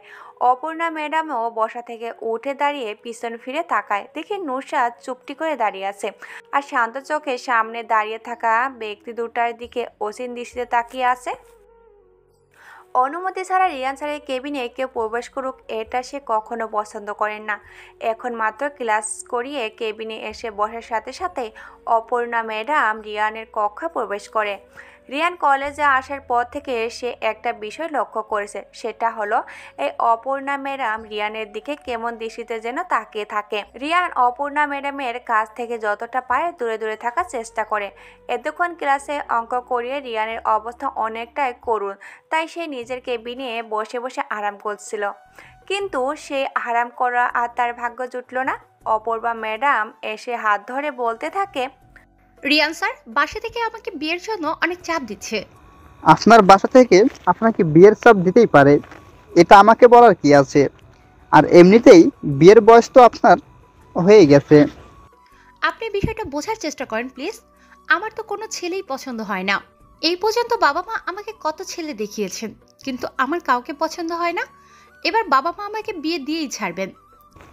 কাউকে পছন্দ হয় না মানে কি? দেশে কি ছেলের অভাব পড়েছে নাকি? একটা ভালো ছেলে দেখে বিয়ে করে নেন। চোখের সামনে ভালো ছেলে রেখে দেশ ঘুরে ছেলে খুঁজতে হবে কেন আমার? আমি আমার জীবনসঙ্গী হিসেবে একজনকে পছন্দ করেছি। বাহ, বেশ ভালোই তো। তা আপনার সেই নম্র ভদ্র ভালো ছেলেটা কে, কোথায় থাকে? আপনি কি আমার কথার ইঙ্গিতে কিছু বুঝতে পারছেন না? আপনার কথার ইঙ্গিতে কথা আমি বুঝে কি করব? আর তাছাড়াও আমি মানুষের চোখের ইশারা, মুখের কথার ইঙ্গিত কিছুই বুঝতে পারি না। তাহলে আমি আপনাকে বুঝিয়ে বলি। আমি আমার জীবনসঙ্গী হিসেবে আপনাকে চাই। আমার দেখা চোখে আজ পর্যন্ত আপনার মতো কাউকে পাইনি। আমি আজই যে বাবা মাকে বলতে চাই আপনার কথা। কি? আমি? এটা কি করে সম্ভব? আমি কখনো আপনার এমন প্রস্তাবে রাজি হব না। আপনি এখন আমার কেবিন থেকে যেতে পারেন। প্লিজ প্লিজ এমন কথা বলবেন না। আমি আমার জীবনসঙ্গী হিসেবে আপনার মতো এমন কাউকে এতদিন খুঁজতেছিলাম। আমি আজ সেটা পেয়েও তা হারিয়ে ফেলতে হচ্ছে। রিয়ান কিছু বলতে যাবে তখনই নুসরাত কেবিনের দরজা ঠেলে প্রবেশ করে। এটা দেখে রিয়ান অপূর্ণা ম্যাডামের হাত ছেড়ে দিয়ে উঠে দাঁড়ায়। রিয়ান একটু রেগে নুসরাতকে উদ্দেশ্য করে বলে, নুসরাত, তোমাকে গতকালই যে বললাম কারো কেবিনে ঢুকতে হলে যে অনুমতি নিয়ে ঢুকতে হয়, সেটা কি ভুলে গেছো? হ্যাঁ বলো নুসরাত, তুমি এমন করে হঠাৎ রিয়ান স্যারের ক্যাবিনে ঢুকলে কেন? স্যারের পার্সোনাল কিছু থাকতে পারে তো নাকি? আপনি চুপ করেন প্লিজ, আমাকে বলতে দেন। কি হলো নুসরাত, আমার কথার উত্তর দাও। আমি কিন্তু এটা পছন্দ করি না। কাউকে কিছু জিজ্ঞাসা করলে সে যদি উত্তর না দেয়। রিয়ানের এমন কড়া কথায় নুসরাত কিছুটা ভয় পেয়ে যায়। সামনে দাঁড়িয়ে থাকা দুজনের কথায় নুসরাতের অপমান বোধ হয়। এবার নুসরাত মুখ খুলতে বাধ্য হয়। আসলে স্যার আমি বুঝতে পারিনি আজকেও আমার সাথে এমন কিছু হয়ে যাবে। আমি দুঃখিত। তুমি এত বড় একটা মেয়ে, তারপরেও কি করে এমন ছোট ছোট বিষয়গুলো ভুল করে বসো? এখন তো আগের মতো ছোট না তুমি। স্যার পরবর্তী সময় আর এমন হবে না। এবার তুমি বলতে পারো কিসের জন্য আমার কেবিনে এসেছো? আসলে স্যার কথাটা পার্সোনাল, একাকি বললে ভালো হতো আর কি। নুসরাতের কথা শুনে অপূর্ণা ম্যাডাম রেগে যায়। একটা মেয়ে স্টুডেন্ট স্যারের সাথে কিসের পার্সোনাল কথা থাকতে পারে? পার্সোনাল কথা ম্যাডামের কাছে কেন বলা যাবে না? অপূর্ণা ম্যাডাম নিজের রাগ কন্ট্রোল না করতে পেরে বলে, নুসরাত, রিয়ান স্যারের সাথে তোমার কি এমন পার্সোনাল কথা যা আমার সামনে বলা যায় না? আর সবচেয়ে বড় কথা, তুমি একটা মেয়ে হয়ে স্যারের সাথে কি কথা থাকতে পারে? ম্যাডাম আসলে আপনি যা বুঝতে চেয়েছেন তেমন কিছু না। অন্য একটা বিষয় নিয়ে স্যারের সাথে কথা বলতে হবে আমার। আর সবথেকে বড় কথা, যেই বিষয়টা নিয়ে কথা বলবো সেটা স্যারের উদ্দেশ্যে প্রয়োজনীয় কথা। এখন স্যার যদি অনুমতি দেয় তাহলে আমি এক্ষুনি বলতে পারি। আমার ব্যাপারে? আচ্ছা, এখানে ম্যাডামের সামনে বলো, আমার কোনো সমস্যা নেই। এই তো রিয়ান স্যার অনুমতি দিয়েছেন নুসরাত, তুমি এবার বলো কি বলবে। নুসরাত রিয়ানের দিকে তাকিয়ে একটা হাসি দেয়। হয়তো রিয়ান এখনো বুঝতে পারেনি ব্যাপারটা। বোকার মতো করে বলে দিয়েছে নুসরাতকে। নুসরাত বলতে থাকে, স্যার আপনার আর আমার সম্পর্কে বাসায়। নুসরাত আর কিছু বলতে পারে না। রিয়ান তাড়াতাড়ি করে এসে নুসরাতের মুখ চেপে ধরে। হয়তো এবার রিয়ান বুঝতে পেরেছে তখন কেন নুসরাত পার্সোনালভাবে কথা বলতে চেয়েছিল। অপর্ণা ম্যাডামের সামনে এই সম্বন্ধে কোনো কিছু বললে ম্যাডাম সন্দেহ করবে। নুসরাত নিজের হাত দিয়ে রিয়ানের কাছ থেকে ছুটে দূরে গিয়ে দাঁড়ায়। রিয়ান এবার বলে, নুসরাত, তুমি না হয় পরে এক সময় এই ব্যাপারে আমার সাথে কথা বইলো, এখন আর কিছু বলতে হবে না। রিয়ান স্যার, এটা কি হলো? আপনি নুসরাতের মুখ এভাবে চেপে ধরছিলেন কেন? আর নুসরাতকে পুরো কথা বলতে দিননি কেন? এমনি। আর আমি বুঝতে পারছি কথাটা আমার পার্সোনাল। আপনার পার্সোনাল কথা কি আমি শুনতে পাই না? আমার পার্সোনাল কথা আপনি শুনবেন কেন? কথাটা আমার আর নুসরাতের মধ্যেই সীমাবদ্ধ থাকবে। অপর্ণা ম্যাডাম কিছু বলতে যাবে এর আগেই নুসরাত বলতে থাকে, স্যার কখন সময় হবে আপনার? আজকের মধ্যে কিন্তু কথাটা শুনতে হবেই আপনার। নুসরাত, তুমি এক কাজ করতে পারো, বিকেলের দিকে তোমাদের বাসার পাশে যে পার্কটা আছে সেখানে চলে এসো, আমি উপস্থিত থাকবো। এখন তুমি যেতে পারো। রিয়ানের কথা মতো নুসরাত কেবিন থেকে বেরিয়ে যায়। নুসরাত যাওয়ার সময় অবশ্য অপূর্ণা ম্যাডাম ডাকছিল, কিন্তু নুসরাত সেদিকে খেয়ালে করেনি। নুসরাত যাওয়ার পরে অপূর্ণা ম্যাডাম বলতে থাকে, এটা কি হলো? নুসরাতকে এভাবে চলে যেতে দিলেন কেন? আর আপনার এবং নুসরাতের সম্পর্ক, এগুলোর মানে কি? আমি কিছুই বুঝতে পারছি না। ম্যাডাম, আপনাকে কিছু বুঝতে হবে না, যা বোঝার আমি বুঝে গেছি। দেখেন রিয়ান, আমি আপনাকে বলে দিচ্ছি, আপনার আর নুসরাতের মধ্যে কোনো সম্পর্ক থাকলে তা ভেঙে ফেলেন। এবার কিন্তু বেশি বেশি হয়ে যাচ্ছে। আপনি আমার ব্যাপারে একটু বেশি চিন্তা ভাবনা করছেন। আমার আর নুসরাতের মধ্যে অনেক আগে থেকেই সম্পর্ক গড়ে উঠেছে। এখন আমি আপনার কথায় শুধু শুধু কেন এমন একটা পবিত্র সম্পর্ক ভেঙে ফেলবো বলেন? অপর্ণা মাথাটা নিচু করে ফেলে। সত্যি তো, একটা সম্পর্ক গড়ে তোলা যতটা সহজ, ভাঙ্গা তার থেকে অনেক কঠিন। অপর্ণা রিয়ানকে প্রথম দেখাতেই ভালো লেগে গেছে। এখন সে ভালো লাগাটা অন্যরূপ ধারণ করেছে, কিন্তু মাঝপথে এসে এভাবে আটকে যাবে ভাবতে পারে না অপর্ণা। সেই সময়টা তেমন কঠিন নয় যখন চোখ দিয়ে পানি পড়ে, কিন্তু ওই সময়টা খুবই কঠিন যখন চোখের পানি লুকিয়ে রেখে হাসতে হয়। অপর্ণা ছোট করে একটা হাসি দেয়, যে হাসিতে লেগে আছে কষ্ট আড়াল করা উজ্জ্বলহীন হাসি। বাস্তবতা এতটাই কঠিন যে কখনো কাউকে বুকের ভিতরে গড়ে তোলা বিন্দু বিন্দু ভালোবাসা অসহায় হয়ে পড়ে, সঙ্গ দেয় না নিজের সাথে। রিয়ান নিজেও কিছুটা বুঝতে পারছে না অপূর্ণা ম্যাডামের আড়াল করা হাসির মানে। প্রিয় মানুষটাকে কাছে না পাওয়ার বেদনা উপলব্ধি করতে হয়েছে রিয়ানকে। হায় রে ভালোবাসা, কাউকে হাসায়, কাউকে কাঁদায়, আর কাউকে একেবারে শেষ করে দেয়। রিয়ানের পক্ষে এখন কিছু করার নেই, কারণ সে নিজেও অন্য আরেকজনকে ভালোবাসে। অপূর্ণাকে গ্রহণ করে সে ভালোবাসার মানুষকে কষ্ট দেওয়ার কোনো মানেই হয় না। বিকেল 5:17 নুসরাত নিজের বাসার পাশে পার্কে বসে আছে রিয়ানের অপেক্ষায়, কিন্তু অনেক সময় হয়ে গেছে এখনো রিয়ানের দেখা মেলেনি।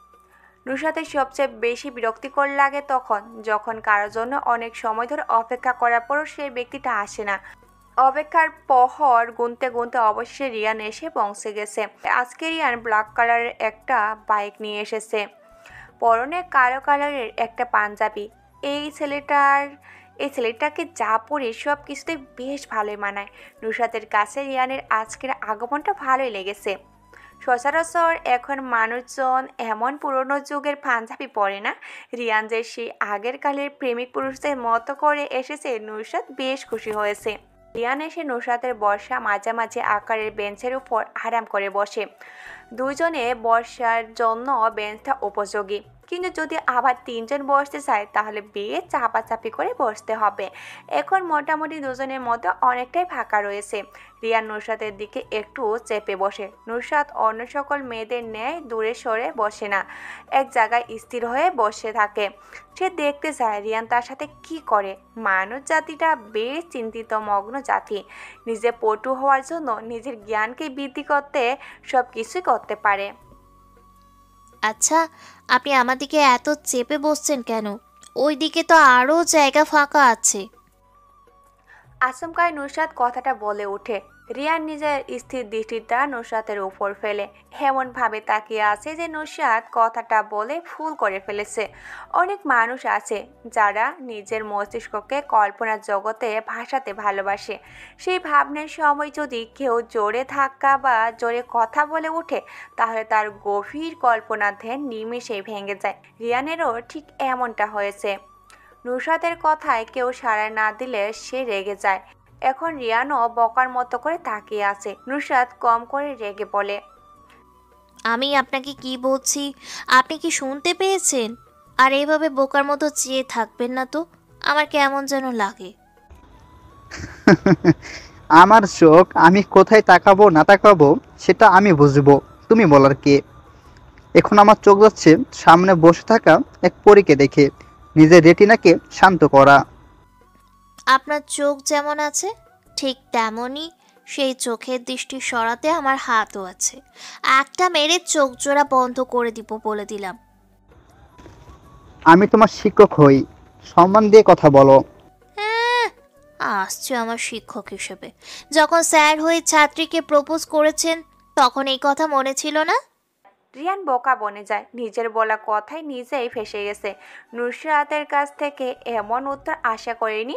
রিয়ান ভাবছিল নুসরাত হয়তো কথাটা শুনে চুপ হয়ে যাবে, কিন্তু রিহানকে অবাক করে দিয়ে নুসরাত খুব সুন্দর একটা জবাব দিয়ে দেয়। রিয়ান বলে, আচ্ছা বাদ দাও এগুলো, এখন একটা কথা বলো যে আমার কেবিনে তখন যেটা বলতে চেয়েছিলে ওইটা কি ছিল? তখন তো সামনে অপর্ণা ম্যাডাম ছিল, তাই বলতে নিষেধ করেছিলাম। এখন আমাকে তাড়াতাড়ি করে বলো। সেই সময় তো আমি ভালোই দেখেছি কেমন করে অপর্ণা ম্যামের হাত ধরে বসেছিলেন। আমি হঠাৎ রুমে ভিতরে ঢুকায় হাত ছেড়ে দিয়ে দাঁড়িয়েছিলেন। আমি যদি সঠিক সময় না যেতাম তাহলে যে কি হতো। আরে আমি ম্যাডামের হাত ধরিনি, ম্যাডাম নিজে এসে আমার হাত ধরেছিল। তুমি মনে হয় সেটা ভালো করে দেখোনি, তাই এখন এমন কথা বলছো। হয়েছে হয়েছে, আমাকে আর মিথ্যে কথা বলে নিজের কাঁধে পাপ কমায়েন না। আমি পুরোটাই ভালো করে দেখেছি। যা দেখছো ভালো দেখছো। এখন আমাকে সেই কথাটা বলো যেটার জন্য এখানে আসা। এত অস্থির হচ্ছেন কেন? তাড়াতাড়ি কোনো কিছু করা ভালো না। ধৈর্য ধরতে পারেন না? আমার এত ধৈর্য নেই, তুমি আমাকে তাড়াতাড়ি করে বলো। নুসরাত দুটো বড় বড় শ্বাস ফেলে নিজেকে ফিট করে নেয়। এবার সে বলতে থাকে, আপনার বাবা মা আমাকে তাদের ছেলে বউ হিসেবে পছন্দ করে গেছে। এটা তো আমি জানি, আর সবচেয়ে বড় কথা হলো আমি ওনাদেরকে পাঠিয়েছি। রিয়ান স্যার, আপনি ভুল করছেন। এটা কলেজ না, এখানে আমাকে ছাড়া ডাকা লাগবে না, নাম ধরেই ডাকতে পারো। আর আমি কোনো ভুল করছি না, যা করছি ভেবে চিন্তাই করছি। না, আপনি এখনো কিছুই জানেন না আমার সম্পর্কে। কিছুদিন আগে মধ্যরাতে কোনো এক অচেনা আগন্তুক আমার রুমে প্রবেশ করে, আর সে আমার সাথে খারাপ কিছু করার চেষ্টা করে। আমি আজ পর্যন্ত কাউকে কথাটা বলিনি, আজকেই প্রথম আপনাকে বলছি। নুসরাতের কথাগুলো শুনে রিয়ান মুচকি হাসে। নুসরাত রিয়ানের উজ্জ্বল মুচকি হাসির ঝলক রেখা দেখে অবাক হয়ে যায়। কেন কেন রিয়ান এমন করে হাসছে? নুসরাত কি কোনো হাসির কথা বলেছে? নুসরাত রিয়ানকে উদ্দেশ্য করে বলে, আমার কথা শুনে আপনি এমন করে হাসছেন কেন? আমি সত্যি কথা বলছি। বিষয়টা আপনি সিরিয়াস নিচ্ছেন না কেন? আমি হাসি কারণ একটা মানুষ কতটা বোকা হলে কাছের মানুষের কণ্ঠ ধরতে পারে না। মানে? মনে করে দেখো তো, সেই দিন রাতের আগন্তুকের কণ্ঠের সাথে আমার কোনো মিল পাওয়া যায় কিনা? নুসরাত রিয়ানের রহস্যময় কথা শুনে একটু অবাক হয়। তবে নুসরাত এটা খেয়াল করেনি যে সেই দিনের রাতের অন্ধকারে অচেনা আগন্তকর গলার কণ্ঠের সাথে রিয়ানের কণ্ঠের কোনো মিল আছে কিনা। তাহলে রিয়ানের কথা মানে কি দাঁড়ায়? আমি আপনার সাথে কণ্ঠটা মিলিয়ে দেখিনি, কারণ আপনার প্রতি আমার কোনো রকম সন্দেহ কাজ করেনি। অনেক সময় সন্দেহ করতে হয়। এই পৃথিবীতে সবাইকে বিশ্বাস করা ঠিক না। তুমি যাকে অন্ধের মতো বিশ্বাস করবে সে তোমার সাথে আগের বেইমানি করবে। তার মানে সেই দিন রাতের আগন্তুকটা কি আপনি ছিলেন? রিয়ান মুচকি হাসে। নুসরাত মেয়েটার বুদ্ধি আছে বলতে হবে। একটা রহস্যময় বিষয়ের হালকা ক্লু দিতেই বুঝে গেছে। রিয়ান বলে, ধরে নাও আমি ছিলাম সেই দিন রাতের আধারের কালো আগন্তুক। ধরে নিব কেন? আপনি শিওর দিয়ে বলেন। আমি ছিলাম। অনেক দিন যাবৎ তোমাকে দেখতে পাইনি, তাই রাতেই চলে গেলাম তোমার বাসায়। নিজের পরিচয় গোপন রেখে তোমার সাথে একটু মজা করছি আর কি। এমন বুক কাঁপানো ঘটনাকে আপনি সাধারণ মজা বলছেন? সেই দিনের কথা ভাবতেই আমার এখনো ভয় লাগে। একবার আমার সাথে তোমার বিয়েটা হয়ে যাক, তারপর সব ভয় আমি নিমেষেই দূর করে দেব। ভালোবাসি আপনাকে। নুসরাতের মুখ থেকে এমন কথা শুনে রিয়ানের মুখ উজ্জ্বল হয়ে ওঠে। আচমকায় কোনো প্রেমিক পুরুষ তার প্রেমিকার কাছ থেকে এমন কথা শুনলে কীরকম অনুভূতি হয় সেটা একমাত্র সেই ছেলেটাই বলতে পারে। রিয়ানও ঠিক এমন অনুভূতির সম্মুখীন হতে পেরেছে আজকে। এত বছর ধরে একটা মেয়ের পিছনে পড়ে থাকার কঠোর পরিশ্রম বৃথা যায়নি মনে হচ্ছে রিয়ানের। কি বললে? ভালো করে বলো, আমি শুনতে পাইনি। আপনার শুনতে হবে না, আমি এক কথা দুইবার বলি না। আজকেই সেই নিয়মটা পাল্টালে? আমাকে আরেকবার কথাটা বলো। বুকের ভিতর আপনার জন্য মাতাল হাওয়া বয়, অনুভবে না বলা কথা বুঝে নিতে হয়। কাউকে ভালোবাসলে বলতে হয় না প্রিয়, মানুষটাকে অনুভব করতে হয়, নিজের ফিলিংসগুলো দিয়ে বোঝাতে হয়। দূর থেকেও ভালোবাসা হয়, মনের সাথে মনের মিল থাকতে হয়। আচ্ছা, হঠাৎ অকারণেই যদি আপনার মন খারাপ হয়ে যায়, তাহলে আপনি কি করবেন? তেমন কিছু করব না। আমার মন খারাপ হলে আমি যেটা করি সেটা হলো কোনো একটা নির্জন জায়গায় 1 ঘন্টা বসে থাকবো, আর মন খারাপ কেন হয়েছে সেটা নিয়ে ভাববো, তাহলেই ঠিক হয়ে যাবে। আপনি কি আমাদের বিয়ের পর আমাকে এমনভাবে ভালোবাসবেন? ভালোবাসার স্পর্শ ছায়ায় পাশেই আছি তোমার সব সময়। যদি কখনো নিজেকে খুব একাকী মনে হয় ওই নীল জ্যোৎস্নার মতো, তাহলে দেখবে ভালোবাসা নিয়ে দাঁড়িয়ে আছি আমি তোমার পথে। কখনো তোমার প্রতি আমার ভালোবাসা কমবে না। নুসরাত রিয়ানের কাঁধে মাথা রেখে বলে, আমি আগে বুঝতে পারিনি আপনার ইশারা ইঙ্গিত, তাই তো আমার দেরি হয়ে গেছে এমন একটা মানুষকে কাছে পেতে। ভালোবাসি অনেক বেশি, ভালোবেসে ফেলেছি আপনাকে। রিয়ান একটা হাসি দিয়ে জড়িয়ে ধরে নুসরাতকে। অবশেষে সমাপ্তি করতে চলেছে রিয়ানের সাইকোগিরি করা। এখনো পর্যন্ত রিয়ান রাতের আধারে নিজের ভয়ঙ্কর সাইকো রূপ নিয়ে অল্প মানুষের ভিড়ে ঘুরে বেড়ায়। প্রেম হলো সরল অঙ্কের মতো। সরল অঙ্কে যেমন যোগ, বিয়োগ, গুণ, ভাগ ও বন্ধনী থাকে, তেমনি প্রেমও থাকে অট্টহাসি, মান, অভিমান, হাসি, ঠাট্টা, বিরহ, বিচ্ছেদ, অনাবিল সুখ, আর না পাওয়া সীমাহীন বেদনা। আজকে রিয়ানের শেষ হবে সীমাহীন বেদনা, পরবর্তী রয়েছে অটল সুখ আর সুখ। শুভ্র সমাপ্তি।